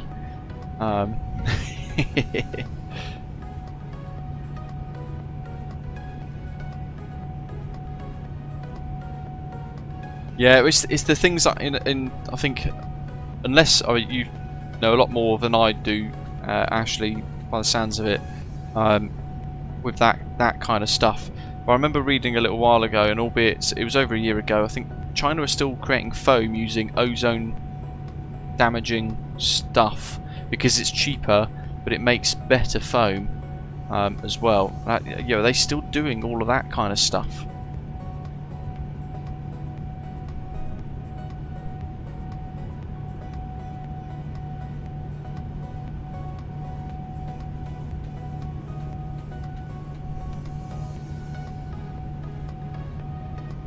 MPS Gaming says he played the original Dune game on PC decades ago. Lots of big sandworms. They put the sandworms in the Dune expansion of MSFS. I don't know if they will have done that or not, to be fair. I probably doubt they have.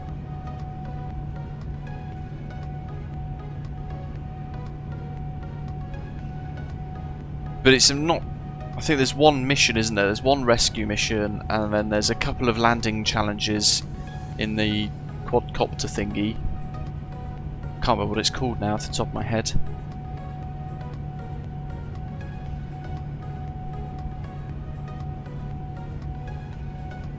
So it's not a massive expansion thing. Peter says the next series of Drive to Survive is out soon. Zato saying, are those of you who might be thinking of flying the Avro Vulcan from Just Flight on VATSIM, learn the aircraft. Spend a lot of time learning the aircraft. I'd probably add to that. Get the GTN 750 mod, and then you'd be good to go.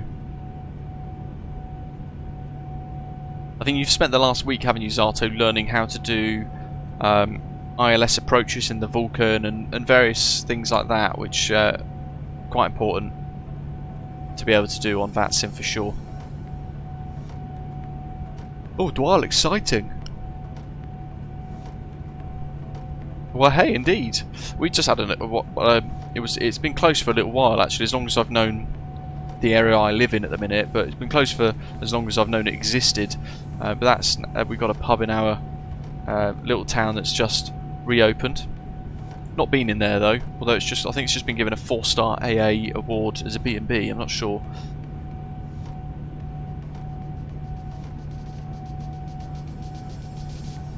Christ, Arthur. So it's more of just a guidance rather than it being an ILS system. Does it do the kind of LNAV element for you? I suppose if you're flying it manually, you're going to have to be autopilot off for the ILS, aren't you? How are you finding the Dash 7, Luke? Very quirky, isn't it?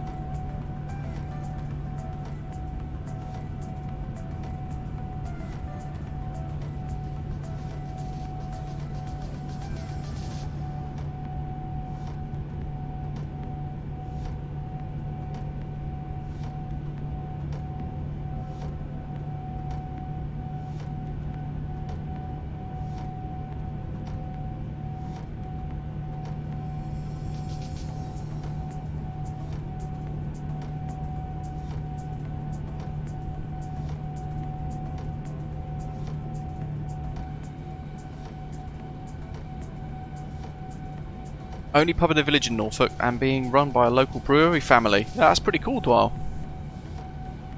Pretty cool indeed. I'm determined, when the weather gets better, I'm determined to ride my motorbike to Diddley Squat Farm and go for a little trip up there.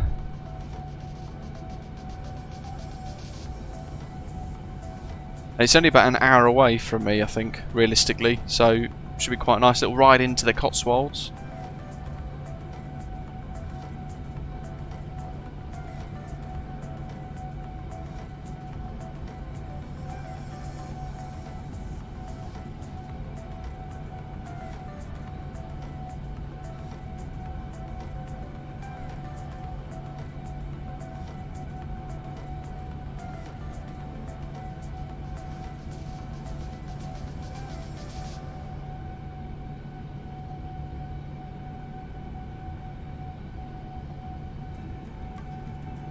Gotcha, Zato. The localizer works well in the Vulcan, but you have to be aligned already with the glide slope before turning on the localizer mode. The thing is, if you put any input to the yoke stick on the Vulcan, then it disengages the power of the autopilot, which turns the localizer guidance on the attitude indicator off. But the localizer on the compass works, but you have no roll assistance at the attitude gauge. That sounds like an absolute headache. Ian says, didn't he have to shut the farm shop just recently? It's a real shame. He is quite passionate about the whole thing. Ooh, was he really?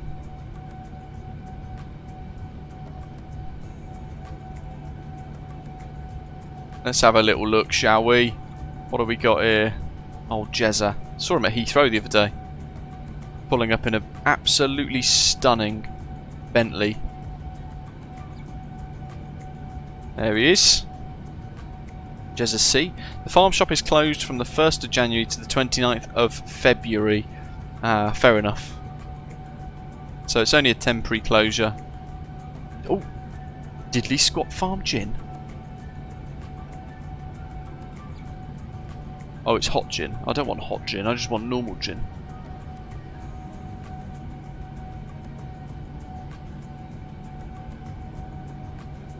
Bollocks candle. It's stuff like that. I just want to buy once just to just to be able to say I've had it. Hint of hot. I don't think they do normal gin, do they?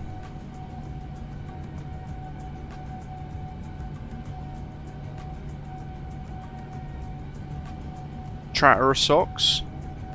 And that's all I want to go there on my bike for. I want to zip across to bee juice, get some bee juice, and then zip back again on the bike. Cow juice, vodka, smoked chili mayo sounds amazing.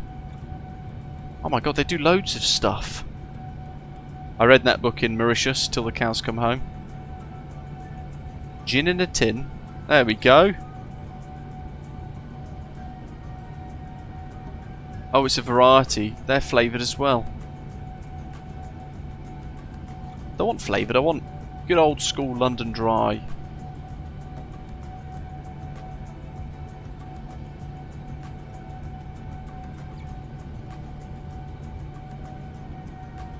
Christ.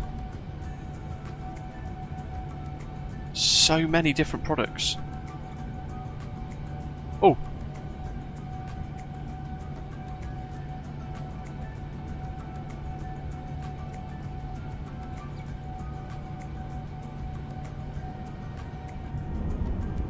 Let's see. Look at that. Get me screenshot capture thing ready.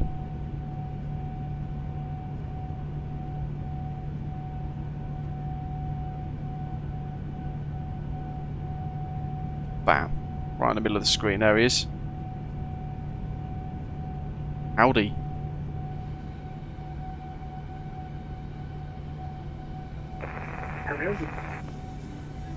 Who be it? Let's see. Who was that? That was Speedbird 1-2. My goodness. Miguel flying from Singapore to Heathrow in the 747-400. Oh, what a journey.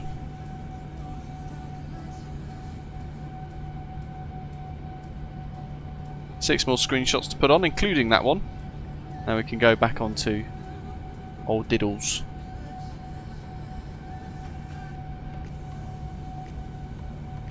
Do love a bit of beef jerky.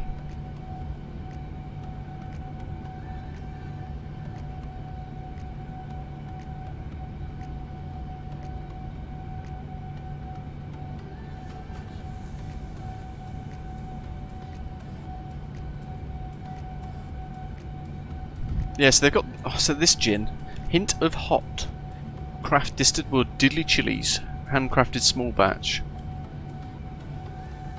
For an extra kick. I don't want a kick. I love the idea of gin in a tin. Well, we got Maris Otter Malt, coriander seed and Fuggles hops. Orange peel, nutmeg and allspice. That doesn't sound like my vibe at all. And then juniper, beetroot, apple and gin, which is that one. It's probably the nearest to a classic. Letterbox friendly.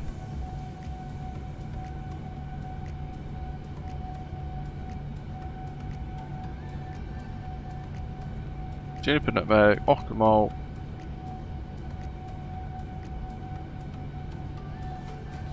Pumpkin, nutmeg and orange peel.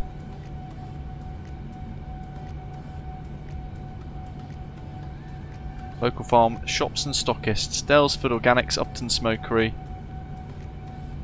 I think that they must be the only ones.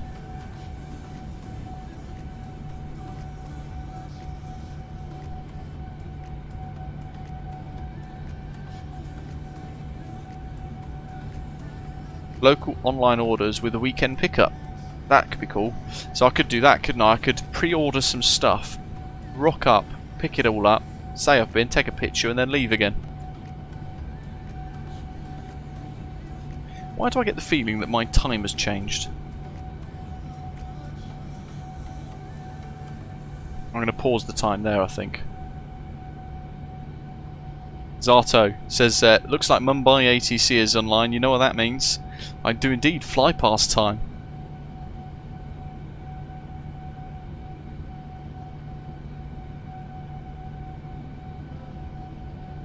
Oh, I've just spotted Badger. Further up, he's at Doge at the moment. Further up, flying a classic livery. He's all the way over there, halfway across. Speedbird 16 there, Singapore to Heathrow.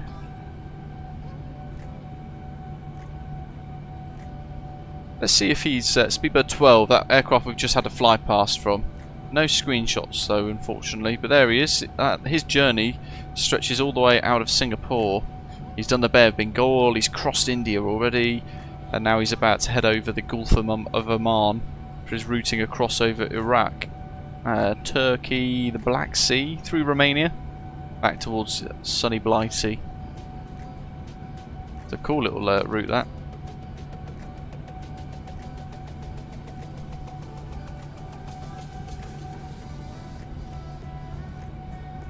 Skullpiercer, thank you, welcome. Ian says, so, have I decided on a new holiday destination?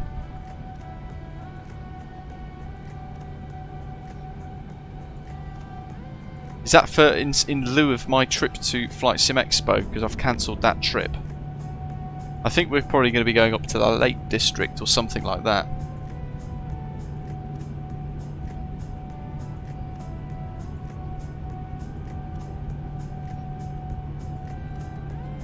I think the other half was looking at Congleton the other day to take the dog on holiday up there. Lake District, Peak District sort of thing.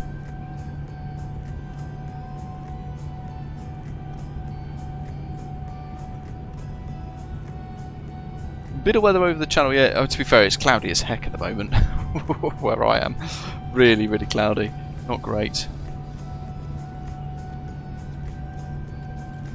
I'm hoping the weather will be good tomorrow though, because I've got a 45-minute ride through the countryside. In by the looks of it, according to the forecast, rain. Brilliant. I've got to be at Triumph at 11 o'clock to get my heated grips fixed, but my heated grips are working again. I can't understand why. I think the only thing might be in a loose connection, because I've grabbed the wires and I've shoved them in a bit more.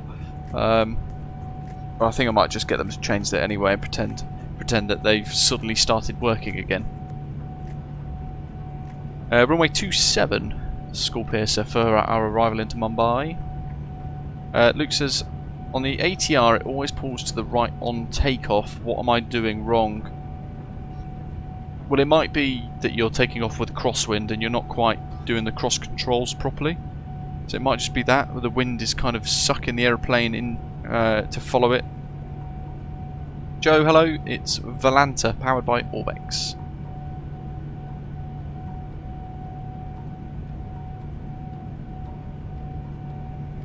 Yeah, it's going to be replaced under warranty, so I think maybe I should just not tell them. And then when they go to test it, to see if it is broken, they'll be like, oh, hold on a mate, it works, it works, oh, are you sure it's broke?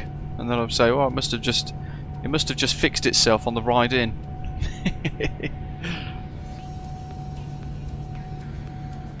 Cameron, hello, welcome.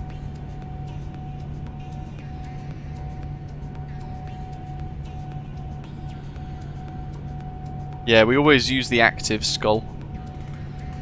Certainly on VATSIM, we've got to make sure we're using the correct runway if we can.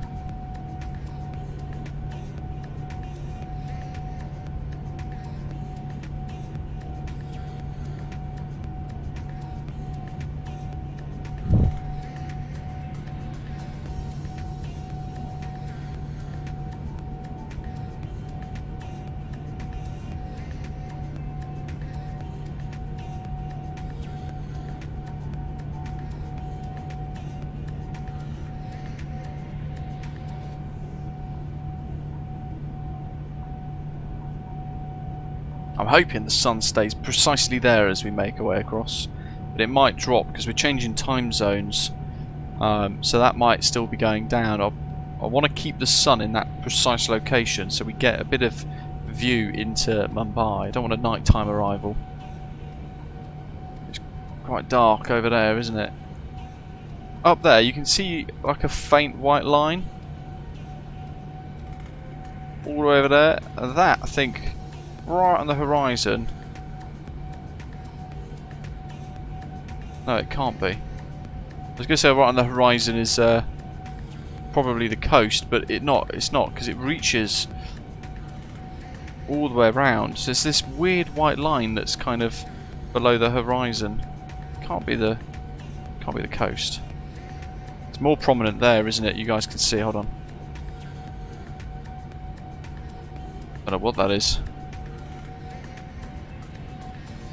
It's not contrail of anything. Because whilst we've got FNS 6188, got a VTBS kind of to our north, which is up there. Don't know if they're on VATSIM, probably not. But it wouldn't then, it'd make no sense because the white line expands down there. And that definitely isn't them. Very weird.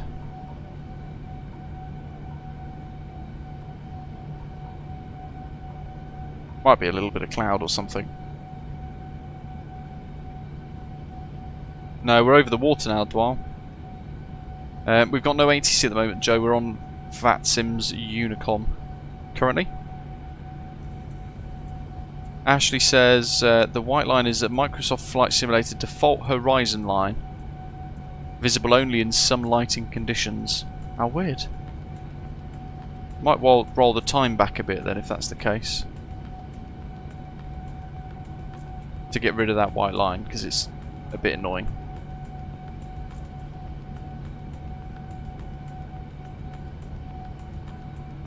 and then we'll see how the light changes in a moment. Yeah, I never knew that. Interesting. You can kind of see it there still, can't you?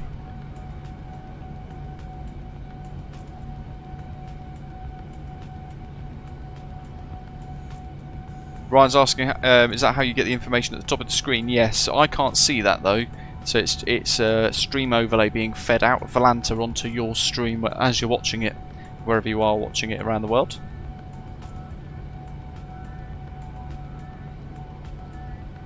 Oh crikey, we've only got 2 more waypoints left. So we're expecting Quito to Alpha via Sugid. Let's get the approach put in here. So ILS Zulu 27, no transitions, and the Quito to Alpha. Next page, Sugid. Execute. There we go. So it's got rid of that step climb now as well. It's a bit better. Vectors and then a discontinuity to final approach. So we're going to leave that route discontinuity in because we want to be able to assess turns and stuff ourselves. It's going to mean our VNAV is a little bit off, a little bit funky. It won't necessarily give us the right top of descent.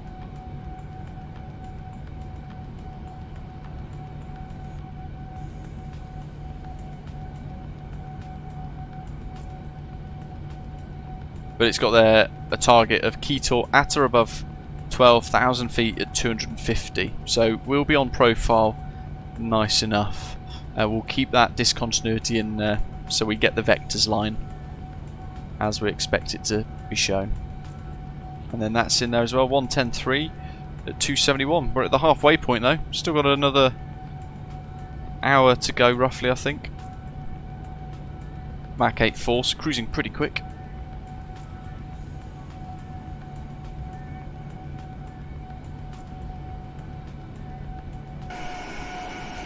It does my head in when that drone camera rotates. There we are.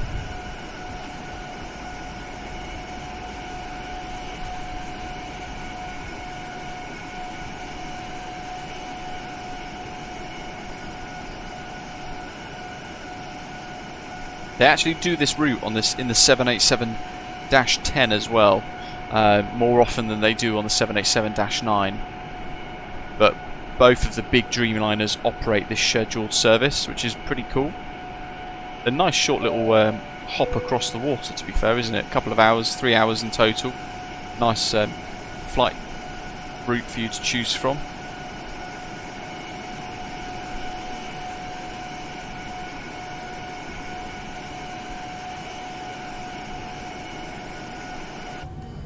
Mags, welcome on board. Thanks for subscribing.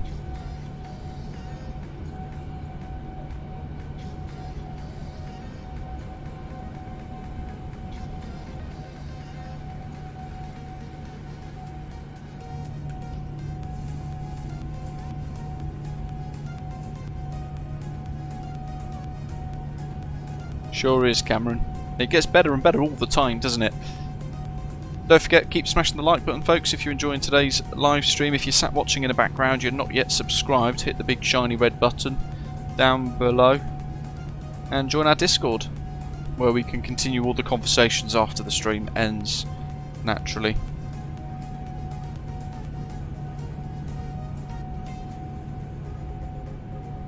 Those thinking about Flight Sim Expo, they still haven't got the venue confirmed, so their meetings and their inquiries and the contract negotiations, the things are still ongoing. But as of yesterday, the survey that they had out last week for people looking to attend to give their opinions on different options of venues, out of more than 600 responses, they say that the Rio was the favoured choice in our recent survey, and that was the hotel off the strip. 77% of respondents have chose that option, so they're now working with the Rio on a venue agreement to try and get the same attendee benefits and room rates that they had at the Tropicana, and they've sent them what they hope is a final markup yesterday and expecting their reply on Monday. Once the contract is in place and a room booking link is available, we'll send instructions on how reservations can be transferred. Thank you for your continued patience. We'll provide another update by Tuesday. See additional information on their venue discussion thread of their Discord server. Mikhail, welcome. Ian's asking, what are the current PMDG 777 predictions? No idea, to be fair. It sounds like it's progressing very well in testing, though. The screenshots and things that we've seen so far, really stunning. Very excited for that PMDG 777. I think that's the one we're all holding out for, isn't it, really? Everybody's waiting for that. That's going to be the big drop of the year, I reckon. I'd like to think, where are we now? End of February. Early April, maybe? Early to mid-April, I think. At a pure guess. It's always hard to tell with these things. If it comes earlier than that, though, I'd be dead chuffed.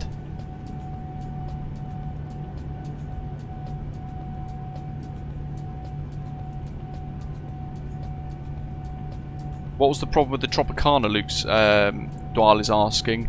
So it was closing in 2025 to be demolished. And then all of a sudden, right at the end of January, Hilton, who owned the Tropicana, basically told Flight Sim Expo and anyone else with anything booked beyond April, we've changed our minds, we're going to demolish the hotel in April 2024. So there won't be a hotel to have an expo at with the Tropicana. So it set them back and they've had to scramble to try and find alternative venues and things like that with the support of, I think it's like the Las Vegas Tourism Board, whatever they're called, Business Authority or something. Apparently it's quite normal for Vegas, but I think it's a pretty disgraceful way to do business, certainly of a big brand like Hilton. And I'm not going to do all the fluffy marketing stuff that they'd expect. I got a bit of a telling off actually from them. They said that they expected me to use to tell them about my intentions of cancelling Flight Sim Expo before announcing it to everyone else. But as a media partner, but I got no heads up from them in relation to what the situation was, so I was finding out everything at the same time as members of public. So I only think it's fair that they find out my intentions to cancel at the same time all of you guys do. That's just counting. Is the Expo Hotel going to be on the Strip? Jack says no. It was meant to be. Tropicana was on the Strip, very close to the airport as well. I think by the looks of it, it's going to be at this new hotel called the Rio, which is... Let me find it. I'll get it on a map so you can see.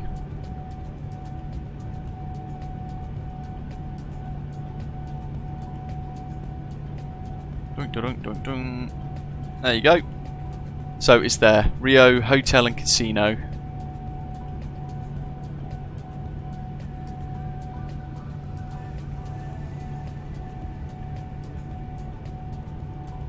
And the Strip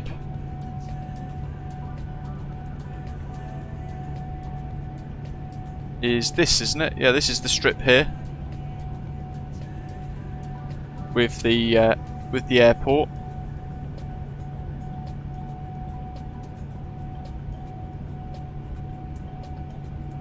Yeah, Mandalay Bay, Four Seasons, Luxor. So yeah, this road here is the Las Vegas Strip. Running all the way up. The Rio is actually the other side of the Interstate 15. So to get to the Strip, you will have to take a cab, an Uber, a Lyft, whatever it might be. Yeah, it's off Strip.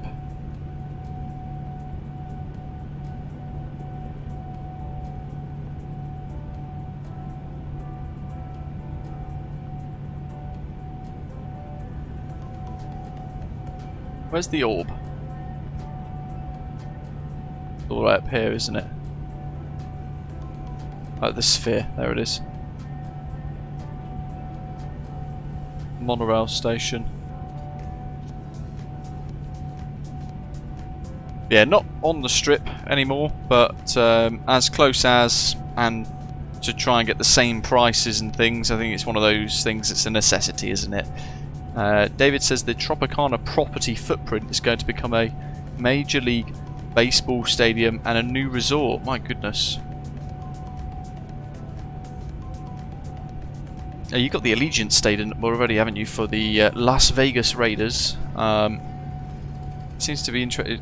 I think all these sport organisations have just seen dollar signs flash before their eyes with Vegas, haven't they? So I'm not surprised more are looking at trying to get exposure into that part of the world. Mumbai controllers up, Ian says. Exciting. Lashemba, thank you very much. You can see it's you. 125. We're not yet in their airspace, but we can tune it ready. 25 in the box ready. So we'll be in their airspace probably at that 160-mile line there, actually. It's just after the halfway point between Doge and Sugid. So when we cross Doge, we'll see a nautical mile to Sugid, our next waypoint. 210. This is probably about 100 miles in. Just over 100 miles in, which is where we'll contact Mumbai Control.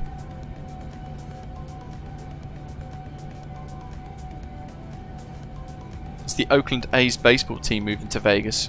God, Oakland's going to have no sports teams left. It was Tace, yeah. God, must be so infuriating being an Oakland fan, or a fan of a sport in Oakland, to have all of your teams slowly leaving for Vegas. Because it's not even that close, is it?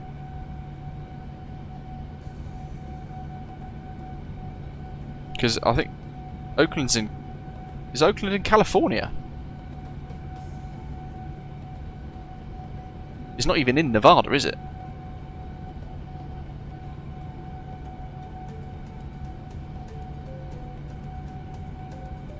I mean, it's close, but it's a flight away.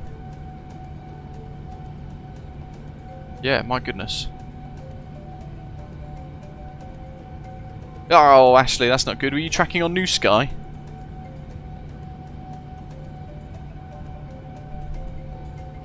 Near San Fran, that's the one. Yeah, absolute madness. So they're just going to lose all their teams. So you end up, I suppose NFL fans in Oakland become 49ers fans. That sort of thing.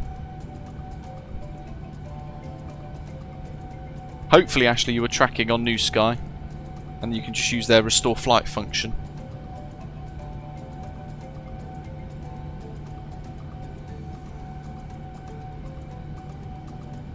Although it doesn't look like you were. Ooh. Just run it in the background, even if you don't use the Osprey livery.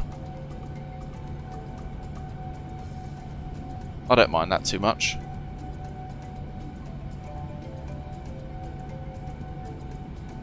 And then if that happens, it means that you can just jump back in again where you left off. Goodness me, the time zones. So 1840 local would be the time zone shift. That's sunset time in Mumbai, which means I probably have to set about 17:30 like now, don't I? It's yeah. Oh well. I thought I'd set the time perfectly, but clearly not.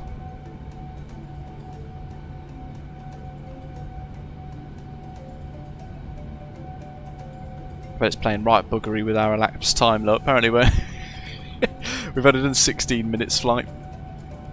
Oh well. Thankfully in the sim you can wind the time back and forward as you please.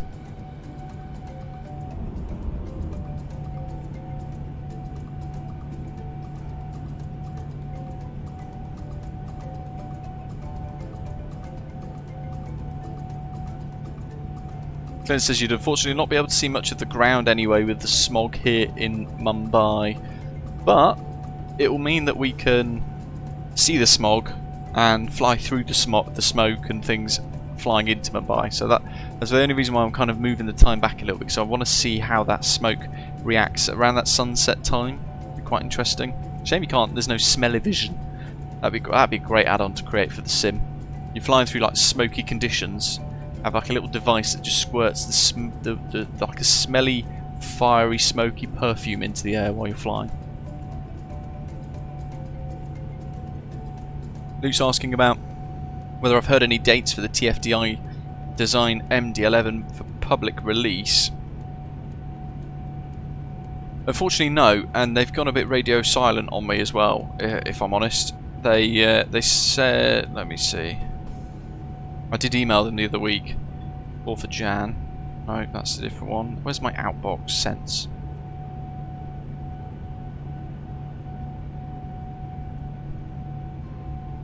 "8th of December they spoke to me.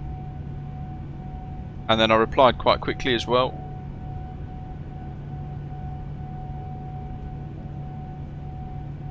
And then the community manager said, "We'll be back in touch with you at the start of January to confirm the plans." Well, we're almost at the start of March.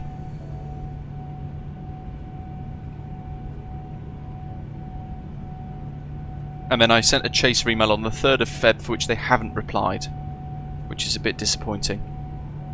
But they just said early 2024. That's all they've said. Just early 2024. So at some point, soon, hopefully, they'll get to a stage where they'll think, you know what, we're ready now for content creators to use this in a wider sense, to show everybody what's coming, and then go from there.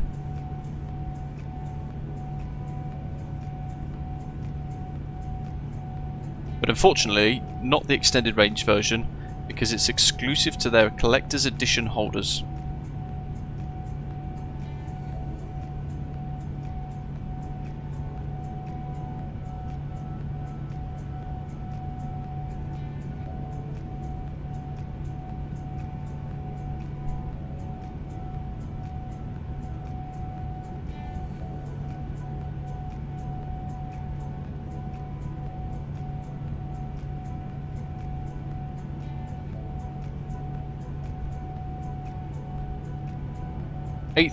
When, 3rd of Feb was when I sent them an email last. When would you reckon would be a reasonable time to send a second chaser? David says pre-orders are a dumb idea. Yeah, it's just a way of keeping your accountants happy, I think. And getting money off people before you've given them a full product.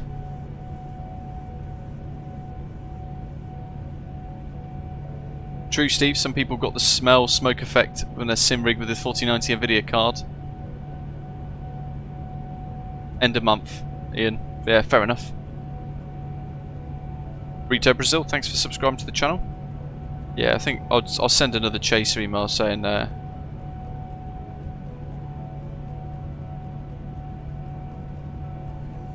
what's going on. Final chaser. Because I won't send a third.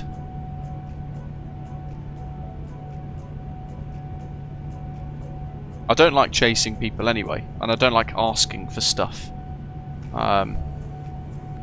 Sometimes you have to, because developers don't reach out to you, except these guys did, so at least reply to my emails then.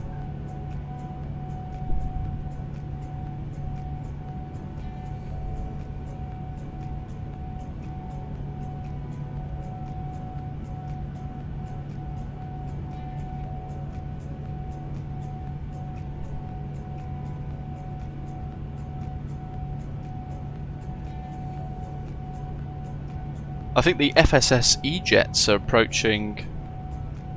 I think they released a year ago, didn't they, in early access? And there has been barely any progress on the FSS E-Jets. I think it's pretty disgraceful, actually, the lack of progress, because they promised the world when they started the pre-orders, the early access beta payware for the E-Jet Embraers. And it's still just as rubbish as it was on its initial release, with a couple of system improvements, and that's it. As in, you can click through the the EFIS a little bit into some custom screens, but that is it. They've slightly improved the way the aeroplane handles, but for a year I think that's pretty disgraceful. It's barely non-existent progress. You want to see a proper tangible progression through a 12-month period, not just well, you can click into this screen and see the checklists. I don't think that's good enough for the fact that they've charged people about, is it 30 or 40 quid already, I think, bar Aerosoft. Not good at all. But and that's precisely the reason why when TFDI did their pre-release, I didn't want to do the pre-release, even if it meant you got the collector's edition with the ER range, MD-11. It's too much unknown. Look how many problems we're getting with Honeycomb at the moment. People buying pre-orders for the Honeycomb Charlie, and actually the whole thing has just been a bit of a fraud. Yeah, there's enough warnings about not paying for pre-orders and early access, yet people still do it. Yep, still no VNAV in the FSS E-Jets, Luke, correct.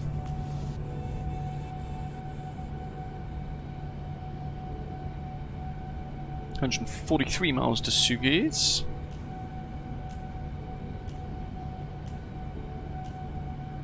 Yeah, Luke, it's just not an aircraft that you can do on VATSIM properly, because if stuff starts to go wrong, it'll only take one dot wallop before you just get banned off the network.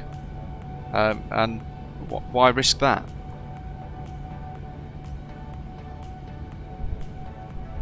They ban people for all kinds of reasons. Look at V1 Simulations, they've banned him. So he's now no longer on the VATSIM network, and he's a real airline pilot. At least give the guy a little bit of respect and due credit for his professional experience on the network. But but no, they'll ban him anyway because he used a different name than his real one on his account, which I get are part of the terms. But I think at this day and age, why should you give everybody your real name?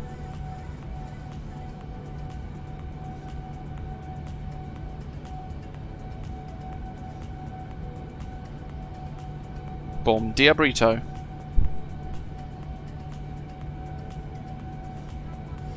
Starting to see the missed approach stuff now in blue appear on our nav display. And a top of descent marker there, 12,000 at or above at Keytor. It's taking us in a little higher, but that's fine because it's at or above 12,000. And because we're doing ILS Zulu runway 27, it will mean that we just need to be at flight level 100 at Lichter. So 40, 50, 60, 72 miles from Keytor to Lichter. More than enough to get down to 10,000 feet.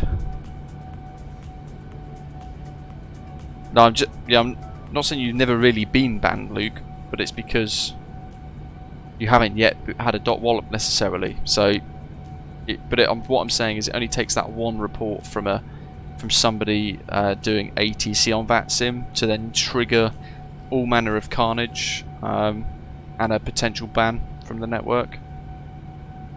I've made it very clear that the flight sim, the FSS E-Jets, they're so far from being VATSIM ready.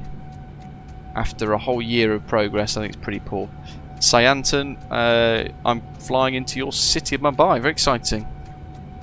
I think Mumbai was on James May, Our Man in India. Was Mumbai part of that? I think it might have been. We had like massive... Was it Mumbai? My goodness. They had like huge parties in the street and things. Because he went during a holiday. A happy Holly, I think it was. Yeah, he went during Holly. And I'm sure he was in Mumbai at that point.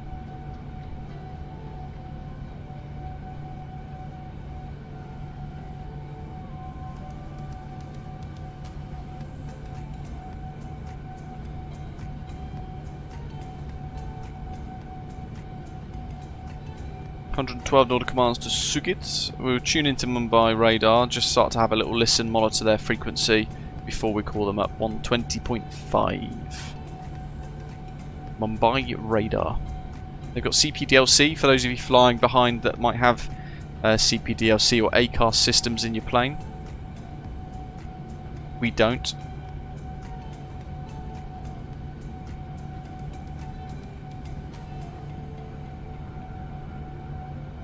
I wonder if they have got a VATSIM ATIS generated for Mumbai. Yes! There we go, so that's what we can expect when we get a bit closer. Currently Delta, runway 27, transition flight level 55, so I need to put that into my VNAV descent stuff. Transition level 55, winds 320 at 5. Just making a note of this. Weather, smoke. Cloud, QNH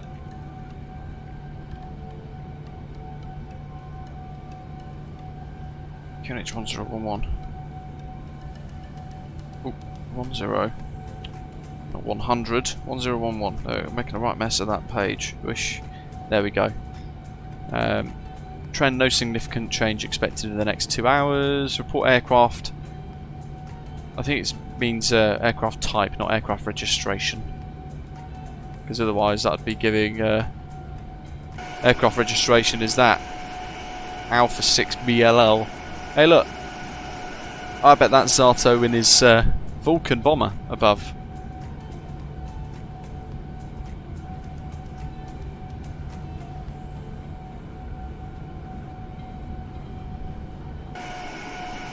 Oh, bloody drone camera keeps doing that.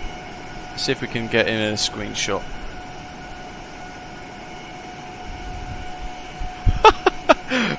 Oh yeah, there's something quite unique, isn't there, about that? Absolute beast flying over us there. The Avro Vulcan from Just Flight.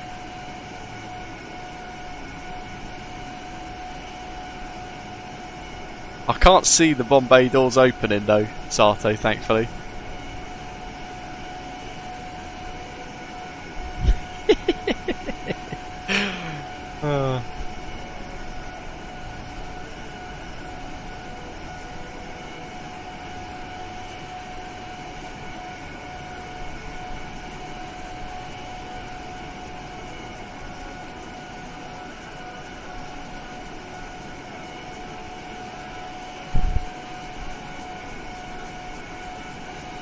Oh, is he on VATSIM?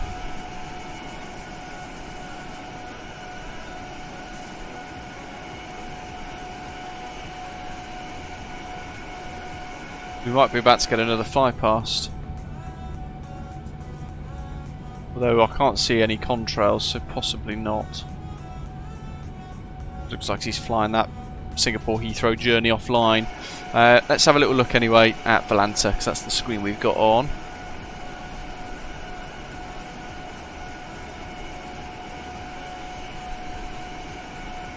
Zato, X-Ray Hotel 558, here he is. Zooming along.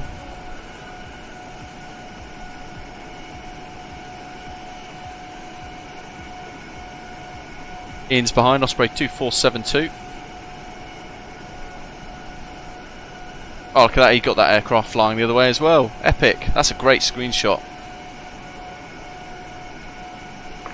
Good evening, Mumbai Control. This is they're amazing screenshots. 188, flight level 350. Do love a sunset in the sim. Always good to see. They're the ones we've already seen. Who else have we got behind? Etihad 27 Alpha. No screenshots behind. Imran, I think might be out. I don't think he's on VATSIM. There's an Air India 777 there flying from Heathrow.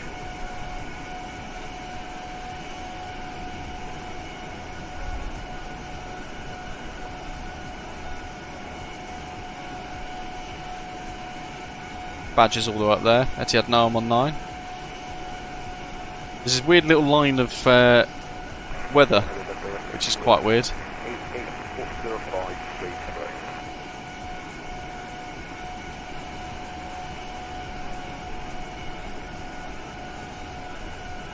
Did I even have Volanta on at that point? I don't think I did I?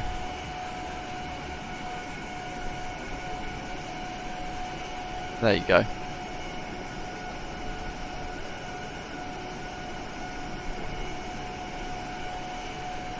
And then Ian's. I don't think I had Volanta on for some reason. Unless I did, and my mind's just not with it today. That's a wicked one.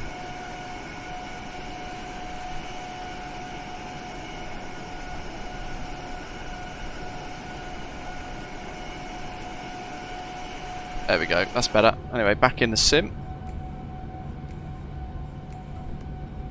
Zato, there he is.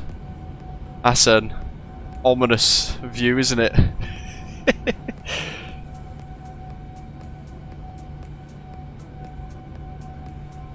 Mumbai radar, good evening. Etihad 204 heavy, Boeing 787-9, flight level 390 at 55 miles west of Sugid. 204 Mumbai radar identified. And Mumbai Control, hello. X-ray Hotel 558, Avro Vulcan, inbound Sugi at flight level 450. X-ray Hotel 558, Mumbai radar identified. Ian, I haven't seen that one yet. Masters of the Air on Apple TV, so I don't have Apple TV myself. I think they do like a week's free trial, don't they? Like a 1 week free trial. So what I'm going to be doing is waiting for the whole series to end. And then I'm going to take the week's free trial and then just smash out all of the episodes in a week if I can. Depends how many, I don't know how many episodes there are meant to be. 204 clear to Mumbai via Quito to Alpha arrival to get transit and ILS approach way 27. Cleared Mumbai, Quito to Alpha approach ILS 27, Etihad 204 heavy.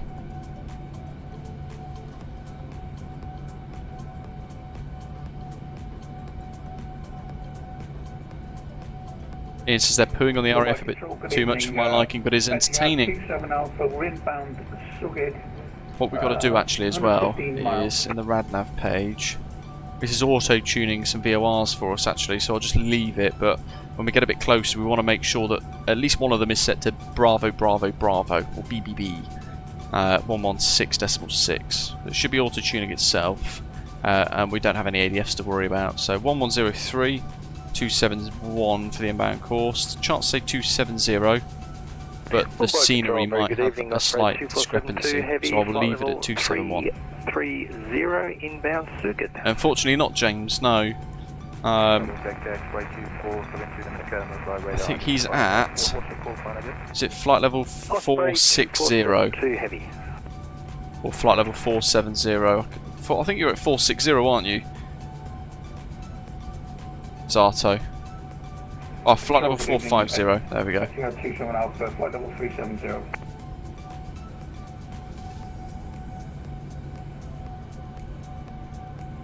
$450, nice one.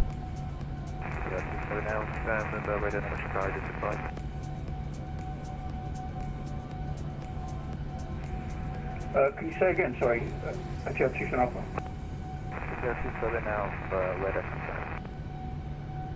Thank you, 27 Alpha. X-ray Hotel 558, clear to Mumbai via Quito to Alpha arrival, ticket traction, ILS approach on way 27. Expected ILS 27 approach, cleared. You can actually see the coastline now. Mumbai, right, really faint. Really faint, just below the horizon. Arrival for X-ray Hotel 558. Disappears in a few areas. But what's the runway length in Mumbai? Okay, 27, 3,448. If we vacate at November 7 actually is probably where we're going to vacate. So just looking at the runway charts for Mumbai after the ILS. So that's the ILS we're going to be doing. Onto 27. Big old displaced threshold there. We can't land on that. So the touchdown zone is going to be roughly just after November 4, probably about here, in line with where it says N4. That's probably going to be this kind of start around the touchdown zone area, up to where it says November 5. That's probably likely our touchdown zone for today. and then zipping over 14 on the landing roll, decelerating down to probably vacate November 7, if not November 8. But November 7 looks like the likely one because of the hotspot being there on the charts. Hotspot 5. Clear to Mumbai back to Alpha arrival. To get transition Alpha approach and waiting for them. And then I'm just trying to do a bit of research quick on what Doc said the real aircraft parked at. We haven't got a gate.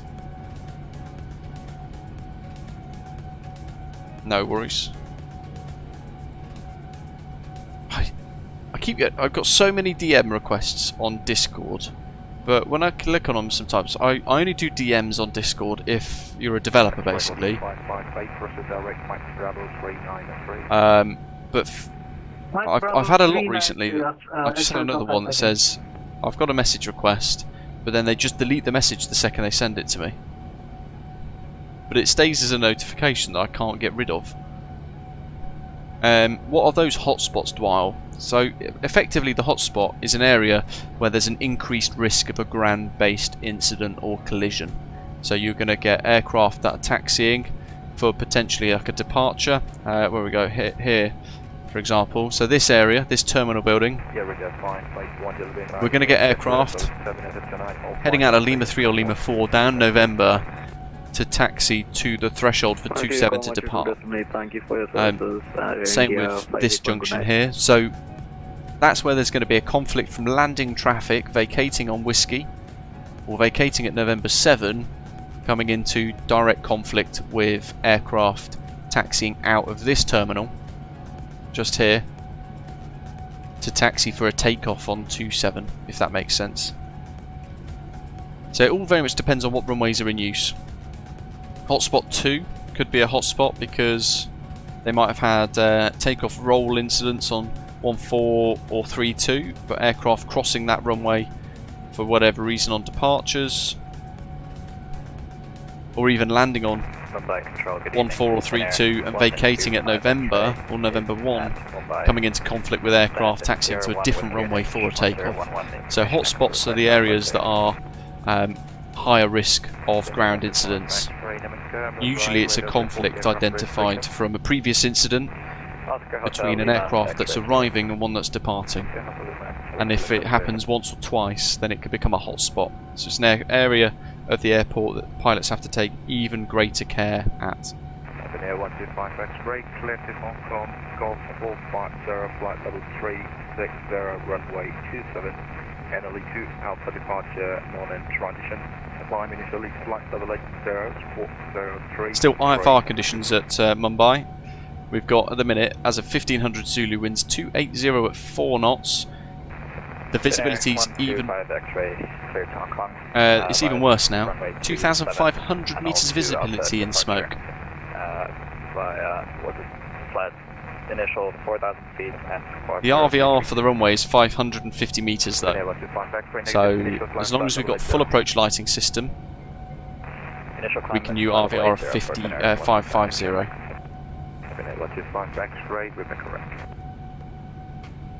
What do we got? So we've got 1011 for the QNH, which I'm just going to set now. And the minimums, Barrow 230.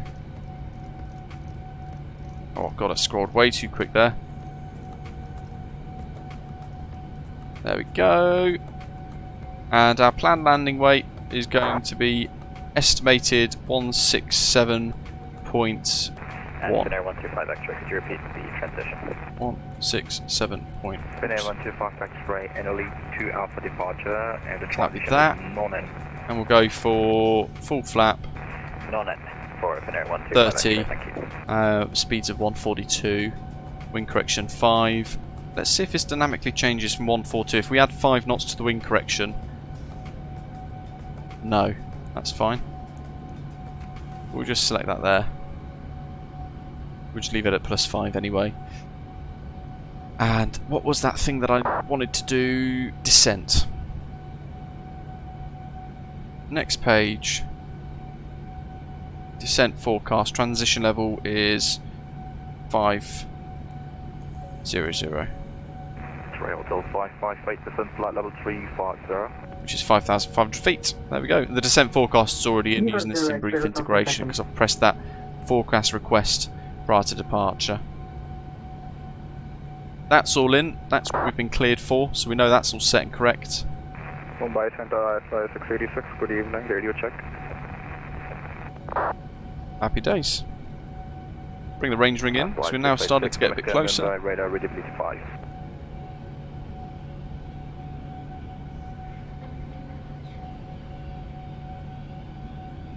Almost at 100 likes. Thank you to everyone who's pressed the thumbs up button today. We'll go for auto brake 2 with reverse thrust. Flyer 686, I checked for the Shivaji International Airport, information echo. Don't know if weather radar works, but we'll turn it on. UNH 1011 request, type of clearance. Flyer 686, for clearance, contact Mumbai Tower 118.1 today. Oh, we've got tower online as well. 1181.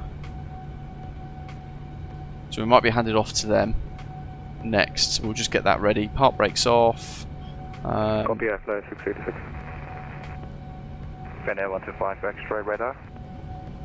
Finnair 125 X-ray. Finnair 125 X-ray, contact Mumbai Tower 118.1. Good day.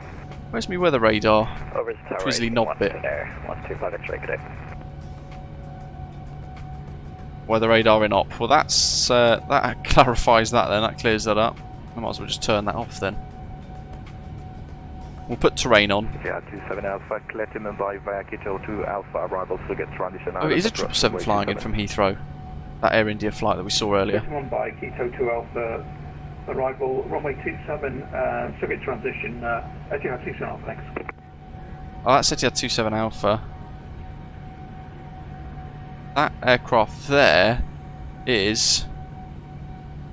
Oh, he's off to our... hold on. That's Zato in the Vulcan. Getting cross wires with different aircraft here. Yeah, there's an Air India 130 flying Heathrow to VAB Mumbai. They're miles back though, so they're not on frequency. That's who I was getting that confused with.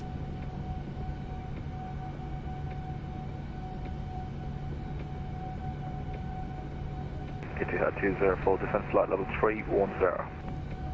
Descent flight level 310, Etihad 204. Right.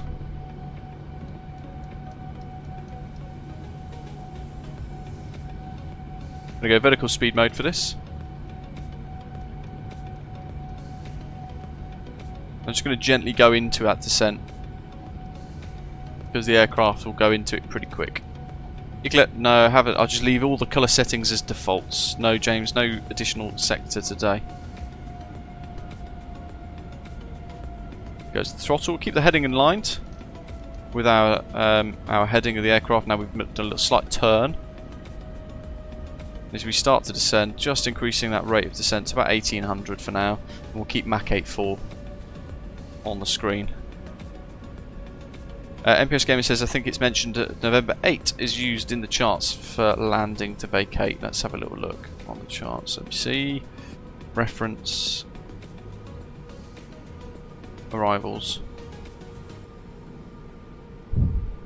Runway occupancy time procedure for arrival. Pilots are advised that rapid exits from the runway enable air traffic control to apply minimum spacing between aircraft on final approach to maximise runway utilisation. Unless instructed otherwise, aircraft vacating the runway should not stop on any rapid exit taxiway or exit taxiway but proceed to the next taxiway as instructed by ATC.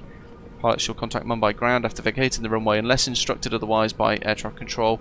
When runway 27 is in use, pilots of all code Charlie, Delta, Echo and Foxtrot aircraft shall plan to vacate runway 27 via November 8. In case the aircraft is unable to vacate at November 8, the pilots shall endeavour to vacate using taxiway November 9, November 10. If you can't do November 8, you should use November 9. Exits and taxiway November 10, 11 and November should be used only in case the aircraft is unable to vacate the runway using the preferred taxiway system. If you're flying general aviation, code Alpha Bravo Charlie should vacate runway 27 via Foxtrot 1. Pilots unable to vacate due to operational reasons should notify Aerodrome Control Tower as early as feasible. So, runway 27 designation, code Delta, that's our aircraft code for today, because we're big and heavy. Taxiway November 8 to vacate, which is 1,878 metres from the threshold. Code Charlie aircraft should vacate at 50 knots, the design exit speed. Code Delta aircraft should vacate at 30 knots as a design exit speed. Interesting. Okay, so we'll go for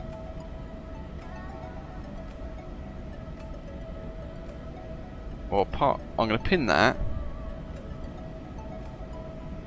taxiway lane configuration.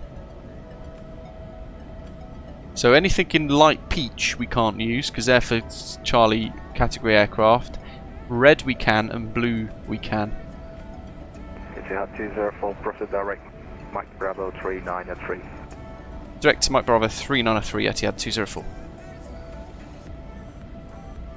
That's already parked, and we pin that taxi chart stand. Direct, where are we? 393, executes, bingo.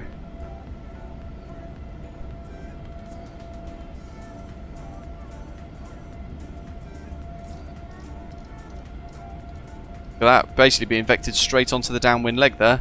Excellent, 1 to go.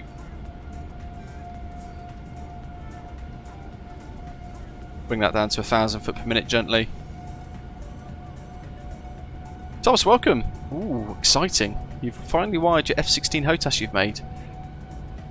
Doll's asking what the aircraft codes relate to, A, B, C, D, etc. It basically, they categorise aircraft based on how fast they fly approaches.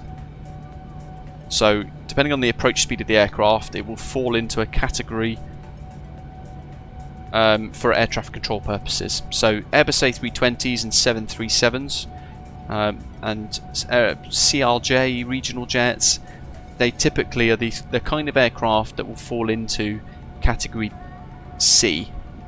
The smaller CRJs sometimes will go into category B, depending on how light the aeroplane is and what kind of speeds that it will be flying. I think it's the CRJ 200s and things like that are the very small dinky ones, but the CRJ 900 and 1000 are category C aeroplanes.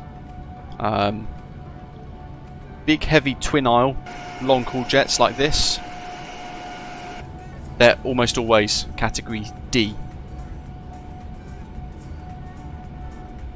SimBrief very helpfully, Dwyle, actually tells you when you file your flight plan on SimBrief for VATSIM and you're filing it on VATSIM via the SimBrief website, it will already have the aircraft type code or aircraft wake category or something like that, and it will say C or D in a little box.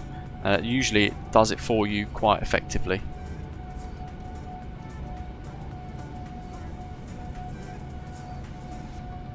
But if not, you can just Google it, and there's a Wikipedia, I think it's a Wikipedia page or something that it's got a table that shows you the different speed categories of the aeroplanes. But yeah, if you break it down and keep it simple, A320s and 737s, that size and speed of aeroplane, category C. Boeing 787 and that kind of size and speed of aeroplane, category D. And then category B aeroplanes, you're looking at fast twin props, I think, like I'm trying to think now off the top of my head some examples to give you.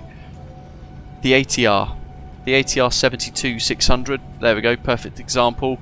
And the Dash 8, category B.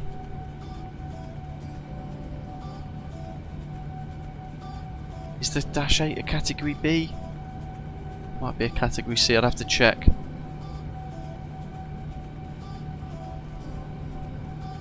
Haven't flown the CRJ in a long time, Luke. Dash 7 is Cat B, isn't it? I think so, yeah. King Air, I think, is a Cat B as well, yeah. Please repeat the heading for extra. Depends on its final approach speed. X-ray, Hotel 558, turn left, heading 080. 080 X-ray Hotel 559. Hold on, here we go. The And you IVAO, also want us to descend for ironically, because we're using VATSIM, but IVAO have got a really handy table. There we go. Aircraft performance has a direct effect on the airspace and visibility required for various manoeuvres associated with the conduct of instrument approach procedures. And the most significant performance factor in this is aircraft speed. So there's your categories there. So in knots, the table on the right, category A is an indicated airspeed below 91 knots. Category B is between 91 knots to 121 knots. Category C, 121 knots to 141 knots for approach. When ready, descend flight level 150, level by Mike Bravo 3903.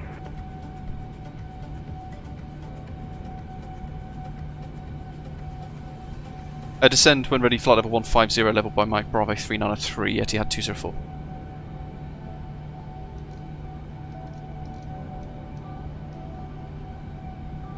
Two seconds, folks.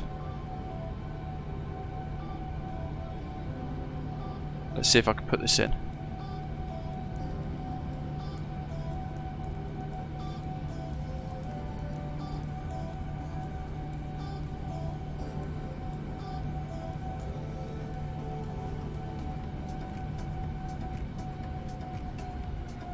So we've got to start the descent now.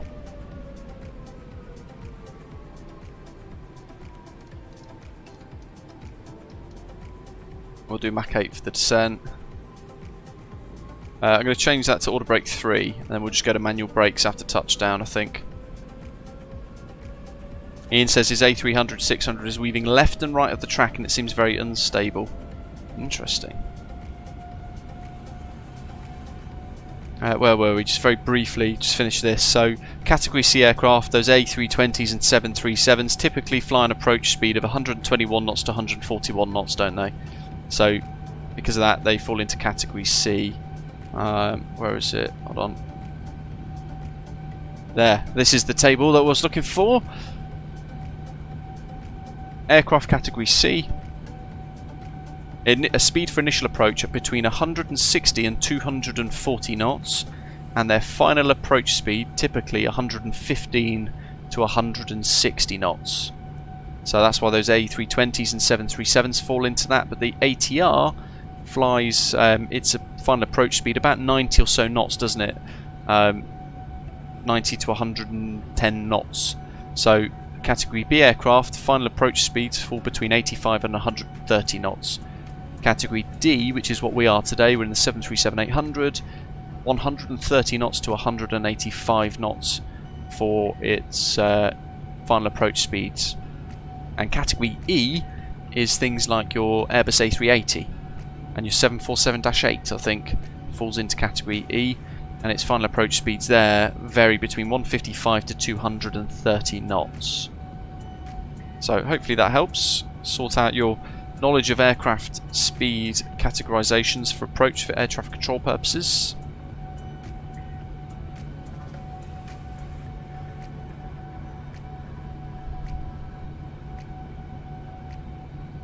Oh, hold on. It didn't go into VNAV descent. Getting distracted at a terrible time.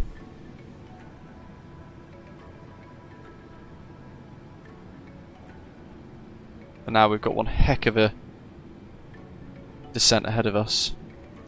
Let's strap them in for the assault approach. Let's see if we can do it. We've got 40 miles to 393. I reckon we can do that.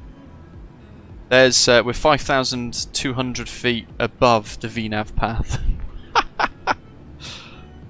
Christ. I think the engine's spooled back. Control, I think because it was wanting to descend. So I thought they're spooling back, must be ready for the descent, to go into the descent, and then it just didn't. So, oh well. 270, Osprey 247. Controller must have been watching that thinking he's going to start descending any minute. Any minute. Why is he not descending? And now he's descending at 2,500 foot per minute. Just going to extend speed brake to flight detent here. Just to get that rate of descent down a bit more. I need the light because I want to see that smog. Look at that, the big old cloud formations. And there's land finally, Mumbai. We're picking that deviation up now. Lovely job.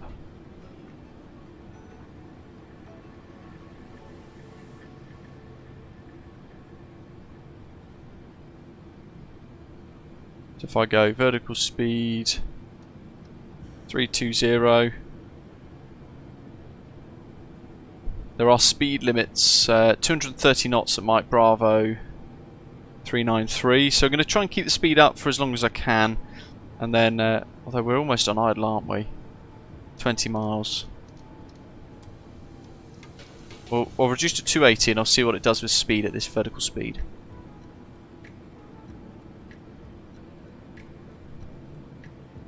Yeah, the engine sounds are great, aren't they, Dwell?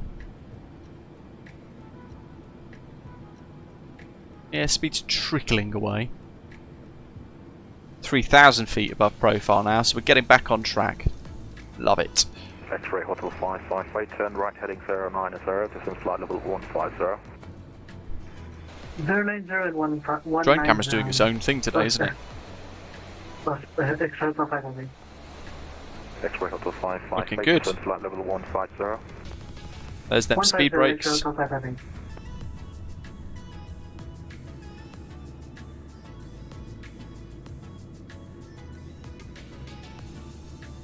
Long haul flight for you, Canadian Flight Simmer then. Yeah, I mean, some of you really love the long hauls, don't you? Which I think is really great. I struggle with it because of how long they take. I like to fly on VATSIM as well, and I know that I won't always be on the VATSIM network constantly monitoring the flight on a long haul. Let's go to 3,000 foot per minute. Keep that heading bug in line. Mumbai is under this thick blanket of smoke. Look at that. 070 and vectors for ILS 27 runway. Osprey 2472 heavy. Osprey 2472, turn left 28. 040. 040. So the 787 naturally is quite a slippy aeroplane anyway, so you've got to manage the descent, and quite often you'll find that you need speed brake in order to manage the energy of the aeroplane anyway on a Dreamliner descent. Certainly at lower altitudes when you're trying to decelerate and descend, the aeroplane's very slippy, so it just wants to keep its speed up all the time. Yeah, 27 Alpha, descend flight level 290. Use a bit more speed brake. 290, Etihad 27 Alpha. And we'll set now our target of 230 to cross at Mike Bravo 393.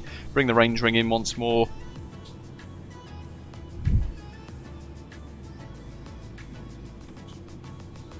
And get them speed brakes in good use now, full use.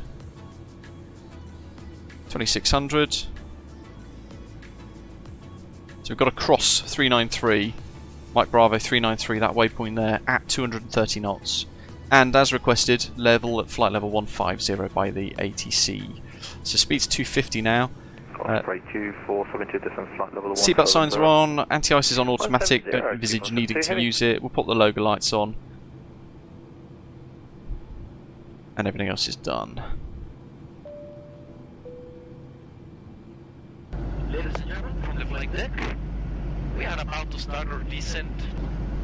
During the descent, the cabin crew will start preparing the cabin for approach and for landing, and I will eventually turn the seatbelt sign on.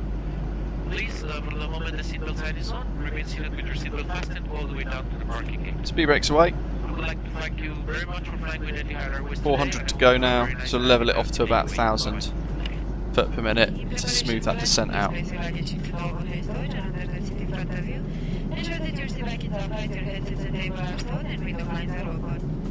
continue to observe the non-smoking sign. You must now switch off all electronic transmitting devices. Look at that smoke. Bluetooth and Wi-Fi enabled devices are set to Incredible. Mike's doing well, James. I've been riding it all week. The weather's been lovely.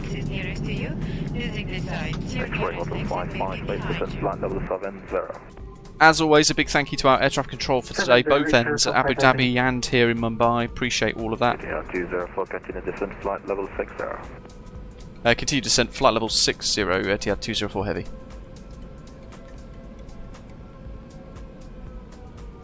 Let's go into a VNAV descent just to see what it does. It's keeping the G actually within limits this time, which it didn't before.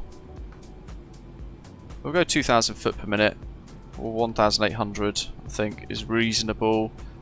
And that's going to bring us 60. So we're being told to go to 60 by air traffic control, which will mean that we're going to bust that constraint of at Lichter at 10,000 feet. That's fine. We have to do what ATC tells us to do at this point. We'll maintain our speed at 230 though, as per the charts. As we cross MB393 there at 230 knots. So we're just, give or take a few knots, maintaining that. And we're flying out at Lichter, but we're descending to 6,000 feet instead. So we're going to get warnings as we are on the PFD of being well below the profile there. We're getting that amber warning pop up, but otherwise it's all good. And Mumbai Airport is underneath this blanket of smoke down there somewhere, which looks absolutely fantastic. Look at that. Yeah, 204 fly, heading 090, vector wireless approach runway 27. Heading 090 and expect vectors ILS 27, Etihad 204. What about 3? That's 220. We'll do 225 with a little bit of speed brake out. And I'll just bring us to 1,600 foot per minute to help manage the energy on that descent a bit better. So that vector's there to the ILS. I'm going to get my ILS charts out ready. We've got that route discontinuity, that's fine. We'll leave that in there because that's meant to be there, as we saw on the charts earlier on. So not all discontinuities need to be deleted. EBB, the Mumbai VORs are present and they're tracking their VOR left, 11 DME, VOR right, also at 11 DME, both matching. 1103 and the inbound course are set. I'm going to change this across so we get legs page on FMC2. 27 Alpha, turn left, heading 060, vector wireless approach runway 27. Flap 30, 142. And expect vectors for ILS 27 Alpha.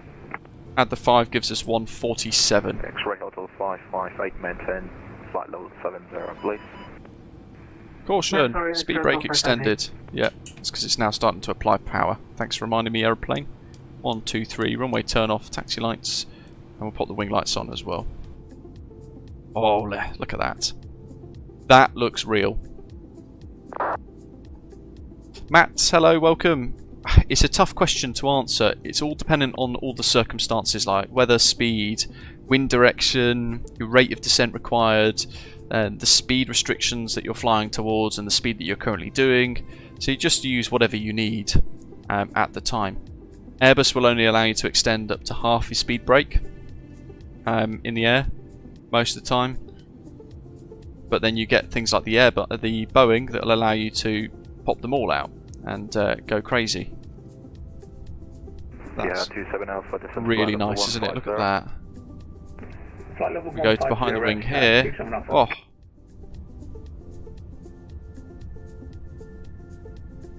There's Mumbai below.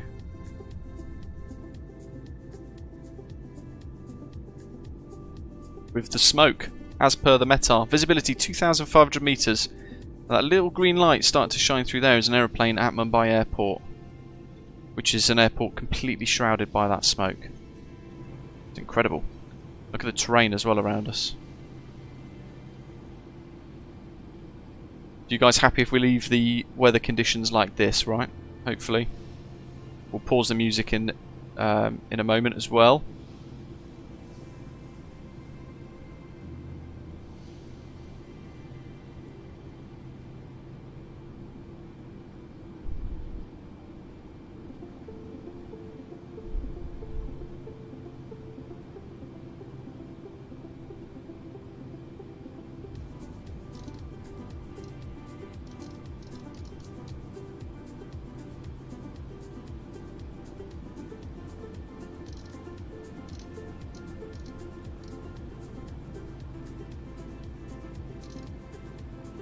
Turn the screen's brightness down a bit for these. Alrighty.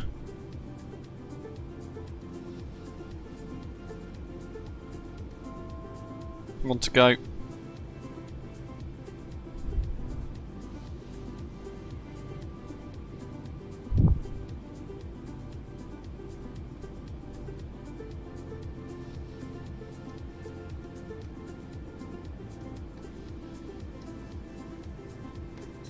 Okay, so we're going to go flap 5 now because speed's below 250. We can start to extend our flaps of the aeroplane. Got to go. 204, speed 220 knots. Speed 220 knots, said here, 204. Ian, thank you, mate. My goodness. Member for 37 months. Thanks for all the ongoing support.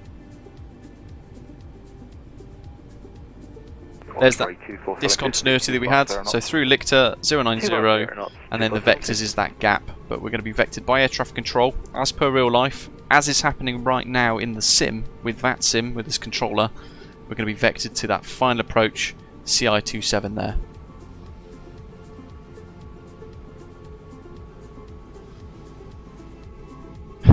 Etihad 204, turn left heading 360, descend 3,800 feet, QNH 1012.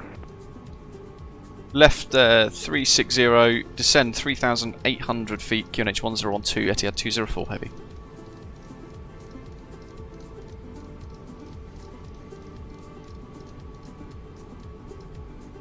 Three six. Bring the nose down for the descent. We'll go for 1800 again. I'm going to set 2 on 5 just to get the engines idling. Flaps 5 is going to help us decelerate a little bit more. Correction, X-ray Hotel 555, speed 220 Look at that.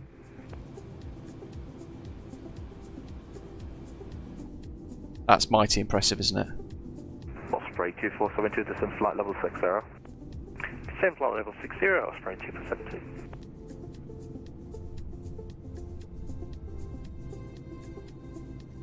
Etihad 27 Alpha, turn left heading 050. Left heading 050. A couple of final screenshots before we start to shoot the ILS. It's a stunning part of the world, this, with the approach.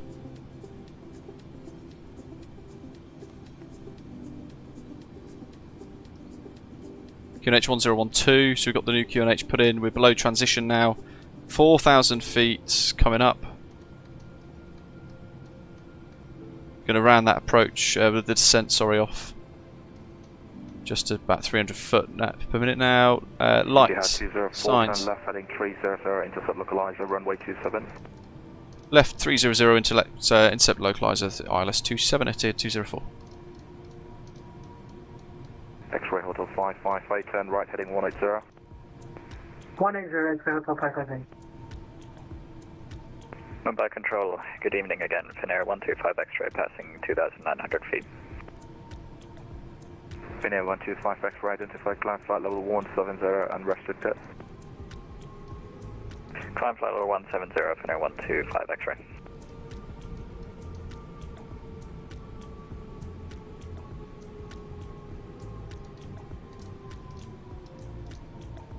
So clear for the approach now.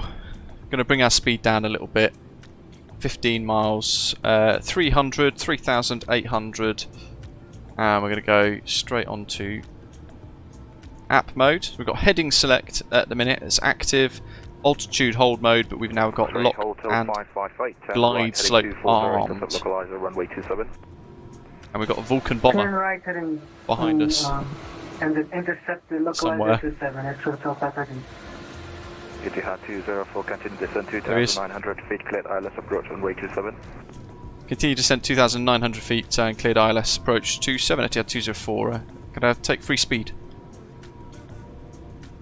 Etihad 204, free speed approved. Thank you, Etihad 204.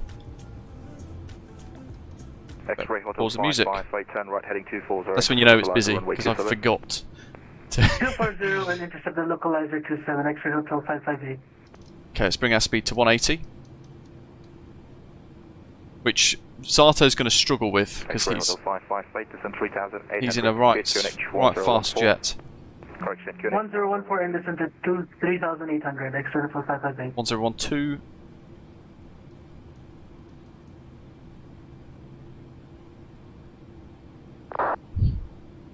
Okay, approach has, what we've got, outhold at 2,900. The localizer's active. We're level. Yeah, 27 Alpha 10, right heading 090. My goodness. He's Right close. heading 090, Etihad 27 Alpha. Finnair 125 X-ray, pressure direct carpool. Terrain off. Check. Say again for 9 miles. Finnair 125 X-ray. Finnair 125 X-ray, pressure direct Gear carpool, down. Kilo Alpha, Glide slopes Kilo Bravo. captured. Speed Direct 160 carpool, Finnair 125 X-ray. until 4 me. Etihad 204, contact Mumbai Tower 118.1. Good day. Tower 1181, Etihad 204. Thanks to the ATC. Good night. 1181. Do. That's set, that's set, that's set. Jolly good. Let's get her on the ground. Get down 3 green. Speed's 160. Let's go flap 18. Mumbai Tower, good evening. Etihad 204, QNH 1012. Established localizer ILS 277 miles. Etihad 204, continue approach number 1. Continue number 1, Etihad 204. I-686, confirm fully ready for departure. Welcome, Wesley. Aircraft on the threshold for departure by the looks of it. By the sounds of it, rather. Because we can't actually see them. Stand by, flight 686. Roger. Etihad 204, 1020 degrees, 05 knots, runway 27, clear to land. 27 cleared to land, Etihad 204. 1, 4, 7. And we'll go full flap now.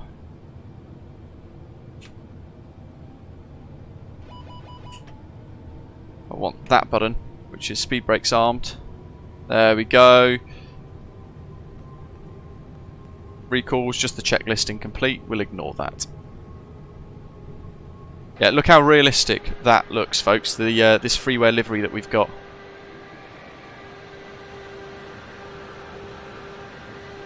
How incredible.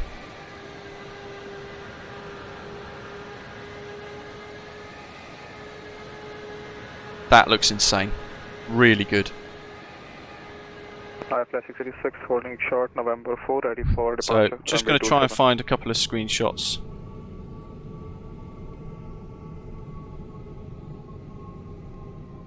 Super light, bright. Station calling second. I like that you can see the shadows. Holding short, November 4. Look at this, you can see the trees ready for below. departure. Flight 666, hold position. This is incredible. Roger, flight 686. Yeah, you can almost taste the smog.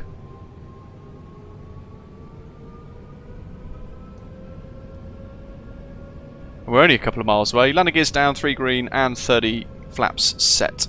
There's the approach light system. Got gusts, 6 knot crosswinds, right to left, and some gusts to contend with. Arriving at Etihad 787, line up and wait behind. My throttles. My controls.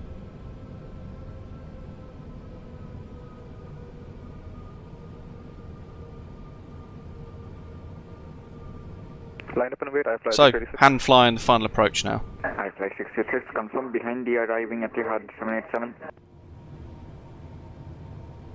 That's not a distraction that you want. Traffic on the left, Etihad 777, I fly 686. Jeez. Mumbai Tower, hello, X-ray Hotel 558, fully established ILS 27. Come on. Down. That really distracted me right at the end. I thought he was going to line up on me. Okay, reverse screen and decel through 80 knots.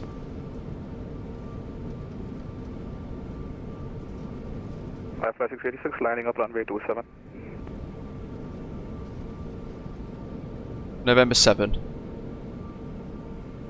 30 knots, as per the charts. Etihad 204, welcome to Mumbai, wicket right and right on November. Right turn November, Etihad 204. I think I came off one early.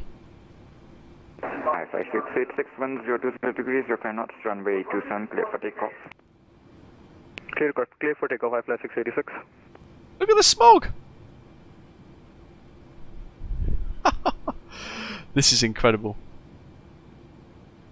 Let's turn the light up a little bit. 2, 3, 4, 5. Strobes off. Wing lights off. APU's on the spool up. And the Etihad safety demo. After landing checklists, announcements rather. My goodness, put my teeth in. Sub-base fire station. Very low resolution textures and this Project Max stuff.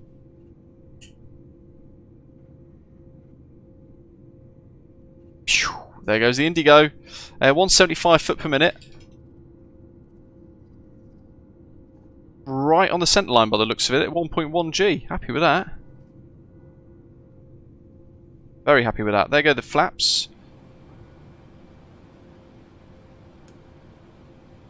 And the TCAS. Just going to put contact Mumbai control and 120 transponder on. Happy landings.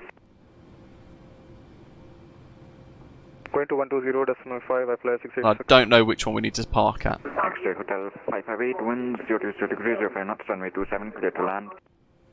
27 clear to land. Sorry, Twile.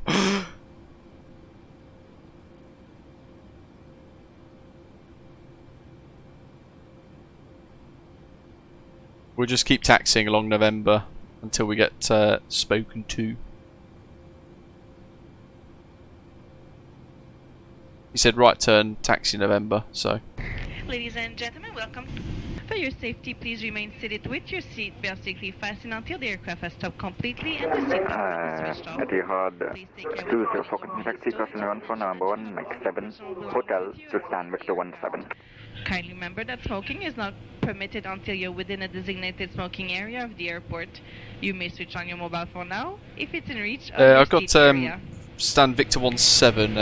Just give me the taxi instructions again, please. Etihad 204. Chauffeur service will find your Etihad 204, cross runway 14, November 1, Mike 7, Hotel. Today on behalf of Captain Stefan and the Perfect, rest of thank our you. team, Cross thank you for 14, choosing to fly with November Etihad 1, Airways, Mike national 7, airline of the Hotel, United Arab Emirates. and Victor Serving the 17 world for the from stand, capital Etihad city, Abu 204. Dhabi. To book your next flight, check in, download There's your the mobile Vulcan boarding pass in the to your smoke. wallet and much more. Download our easy-to-use iPhone app from the App Store or visit etihad.com. Thank you. He's gone full like stealth mode. Stealth mode activated. I want that view. Here he comes.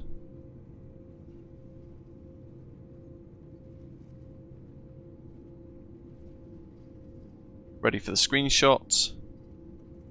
Bosh. So he would have his chute deployed at this point. Tower, Osprey, Of course. heavy with you established on the localizer for runway 27.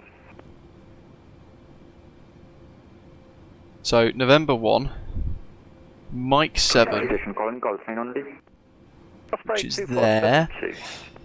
Okay, and then Victor 17. So GSX, Victor Station calling, call sign again. 17. Osprey Clear right 2472, Bravo, and left. X-ray. Strobes on. X-ray 2472, wind 020 degrees, 05 knots, runway 27, clear to land. Flaps are up. Speed brakes retracted, all brakes off. Right on November, hold short, runway 14. Right on November and hold Pop short, flight directors runway off. 14, X-ray 558.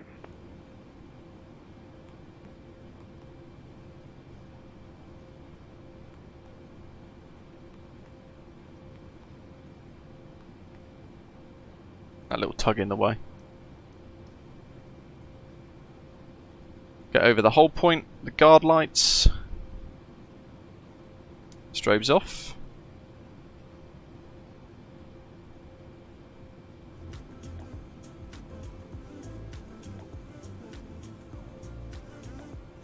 A little dab of the brakes to keep us slowing down there, just keep us at a reasonable speed.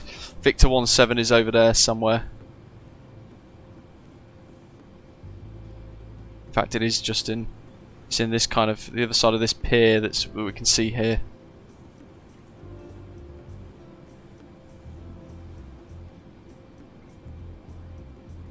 Here comes one on final. Ooh, looks. Just reset this. Looks high. Mike 17's coming up. That's our stand.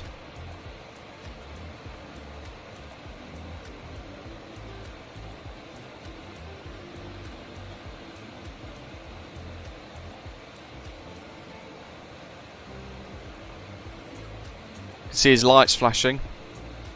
So I'd say I've sorted myself on that wireless approach. He's on a go around. Osprey 2472, roger. Can't see him. So smoky. And maintain runway heading. Climb to missed approach altitude and continue on runway heading. Osprey 2472. The bell's in the background. There he is.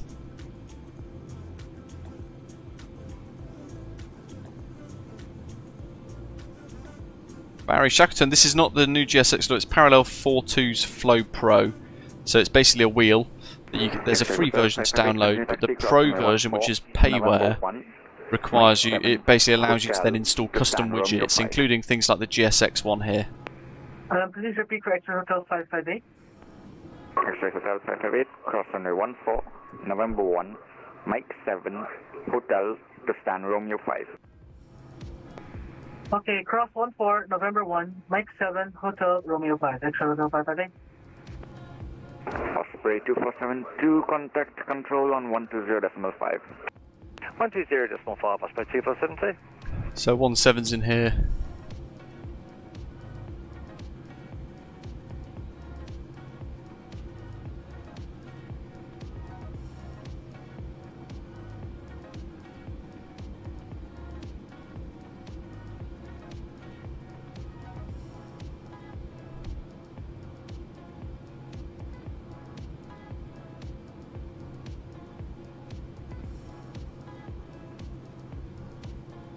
Have a good one, 787 fan. Victor 16. Taxi lights off. We don't want 17 left, we want 17, which is in the middle. Following that central arrow there. Round we go.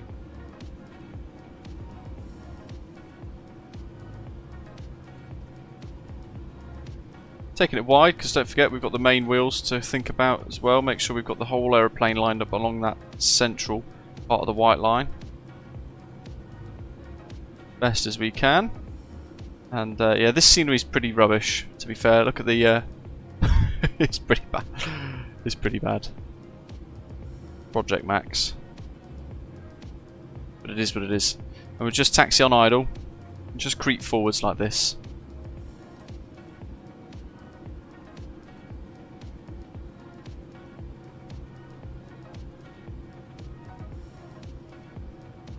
Dabble of brakes. 2, 1, 6, 5, 2, 1.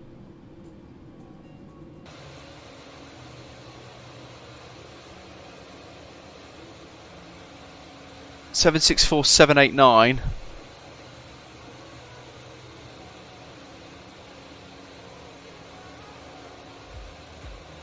Right, I'm going to park precisely where the line wants me to.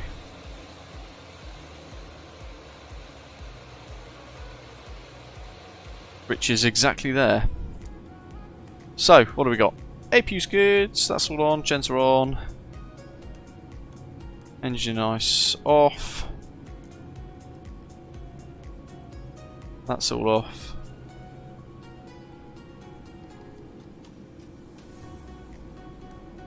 Fuel control levers off.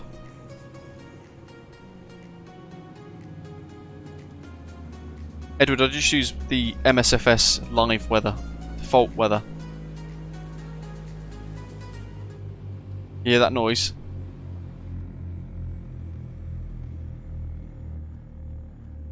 Etihad 27 Alpha, you with me? Awesome. Sorry, Tower, we established ILS 27. Beacon lights off. No problem, wind's calm, runway 27 clear to land. Seatbelt signs off. Etihad 27 Alpha, thanks.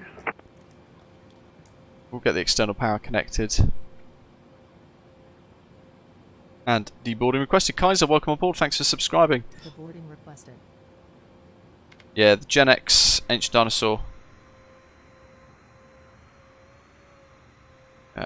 Ooh, okay, interesting choice of jetty there.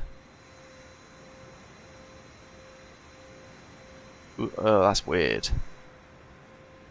So Project Max must have created that one as a static, and then this one as a well, there goes the screenshot I was going to take. Somewhat ruined. I have to be a bit arty, I think, like that.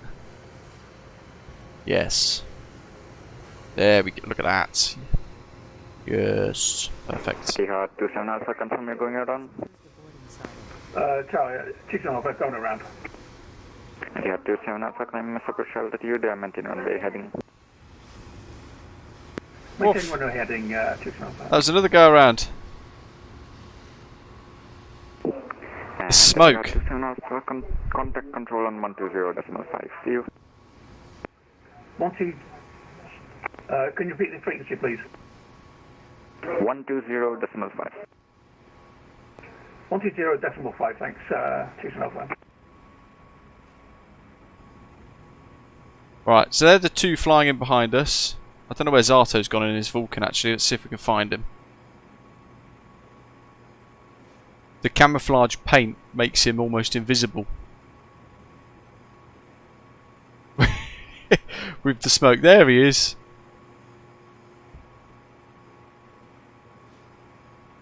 Probably wondering where on earth he's going to park that.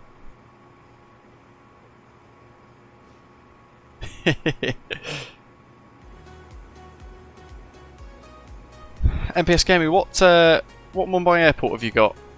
Out of curiosity. Ian says it won't hold a heading when on the ILS for his A300. Crikey, that's not good. Someone else earlier mentioned a problem with the ILS with their A300. Are you setting a heading first? It's going into heading mode, and then arming the lock first, Ian, and then when the lock captures, then arm the approach glide slope button.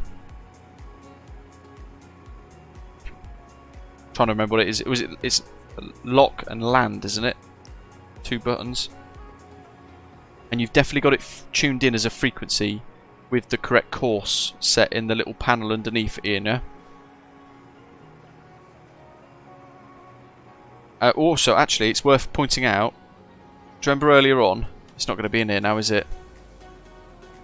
The course on the charts is different to the course that they've got on the Project Max scenery. So, ISCZ.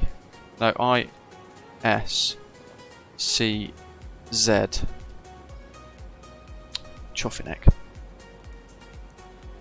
110.3. It won't let us because we've parked. I think it was 271, wasn't it? Or was it 269, folks? Do any of you remember what the frequency, what the actual course was inbound for the Project Max scenery? Because it was 1 degree difference compared to the charts, wasn't it? And that might make all the difference between them actually managing to get a successful landing here. I can't remember what it is. Kaiser, thank you for the ATC. I appreciate all of your guys' effort today. Mumbai, Radar and Tower, Abu Dhabi as well.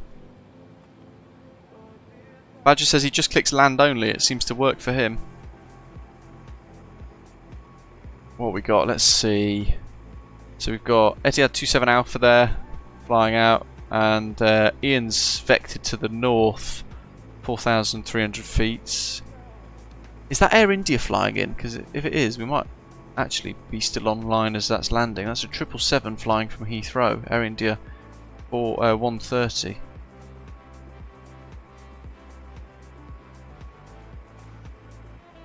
Nice. Let's have a look at New Sky while we wait. We can dig into our approach log. Let's go to night mode. We'll close our flight on New Sky. MSK Production, MPS Gaming. I'd never heard of them. I know someone else mentioned it earlier on in the live chat. I've never heard of them before. Look, tasty little profit 31187 there, and that's not a bad score, is it? 997 off centre landing. So the Project Max scenery must have the runway slightly in the wrong location as well. because we were apparently almost 5 meters from the centre line. Don't think we were that far. Oh well. Great touchdown, 1.13 G. And that's our little routing for today.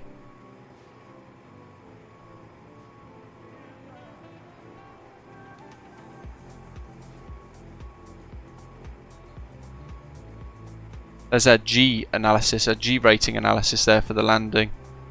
And that section here will be all the extra bit of brakes we did as we vacated. Not bad at all, eh? And you can click things like speed, so you can filter, looking at the review. I wonder if it's clear if we do it like this, isn't it? So that's altitude at the moment. You can see how the zero fuel weight changes, that's the same. But you can also see how the gross weight changes throughout the duration of our flight. So earlier on, as we flew along,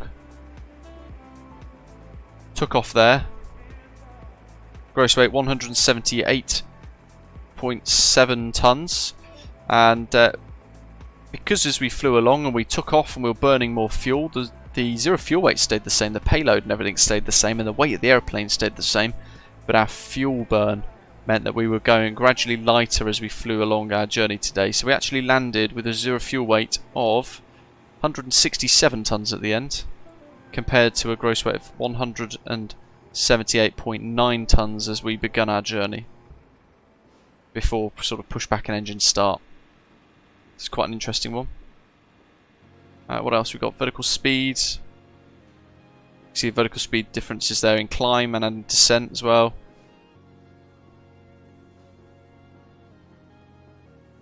And now Mac. I've never seen this. Oh, there's a frames per second reading throughout our journey today. Look at that.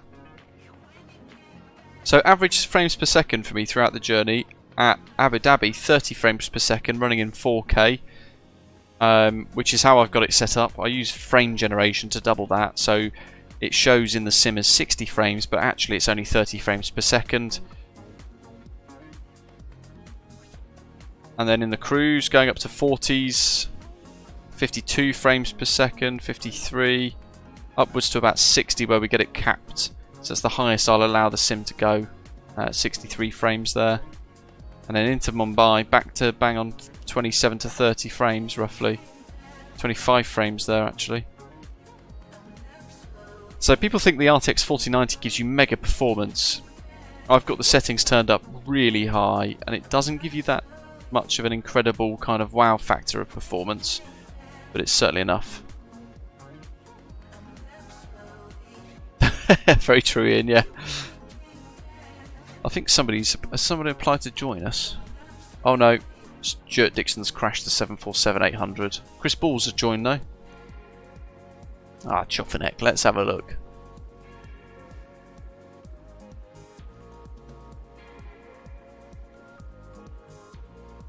There's a low score, 4.3. That's not the one we're looking for. There it is. That's a long one, look. Buenos Aires to Frankfurt. And he only goes and crashes it at the end. Oh, if only he'd have made so much profit. Incurred a £1 million penalty. Because that's such a long journey, I don't really want to delete that pilot's report. What do you guys think? Just leave it on there. Have a good one, Zato. Hope you've enjoyed it. Doc's just landed in Paphos.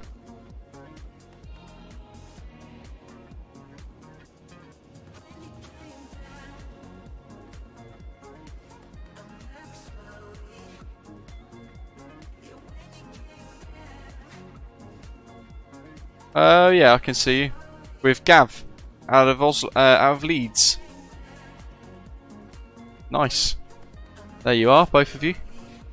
Gav flying the 738 there. 722 and Osprey 3 Yankee Lima off to Paphos. Great scores for both of you there. Top notch.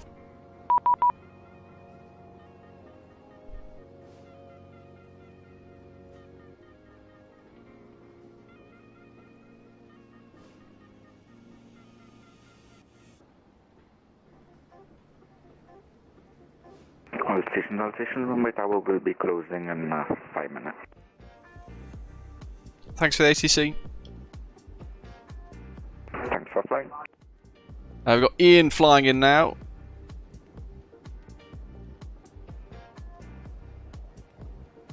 He's on short final. Tell you what, this weather's absolutely shocking, isn't it? Actually can't see his lights, but it seems like the smoke's lifted actually somewhat. Let's get the current METAR.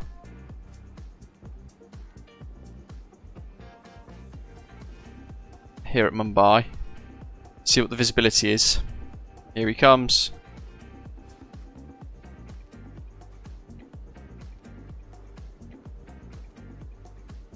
Good luck.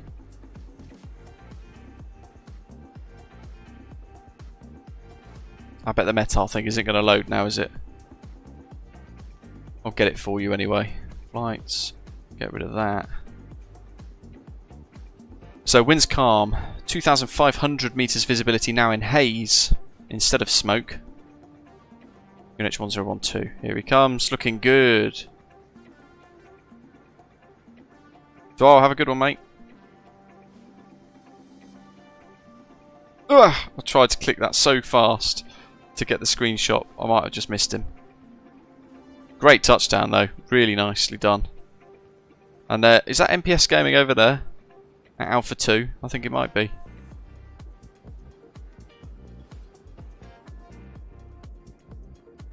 Do you want to deboard crew? 9 Danka.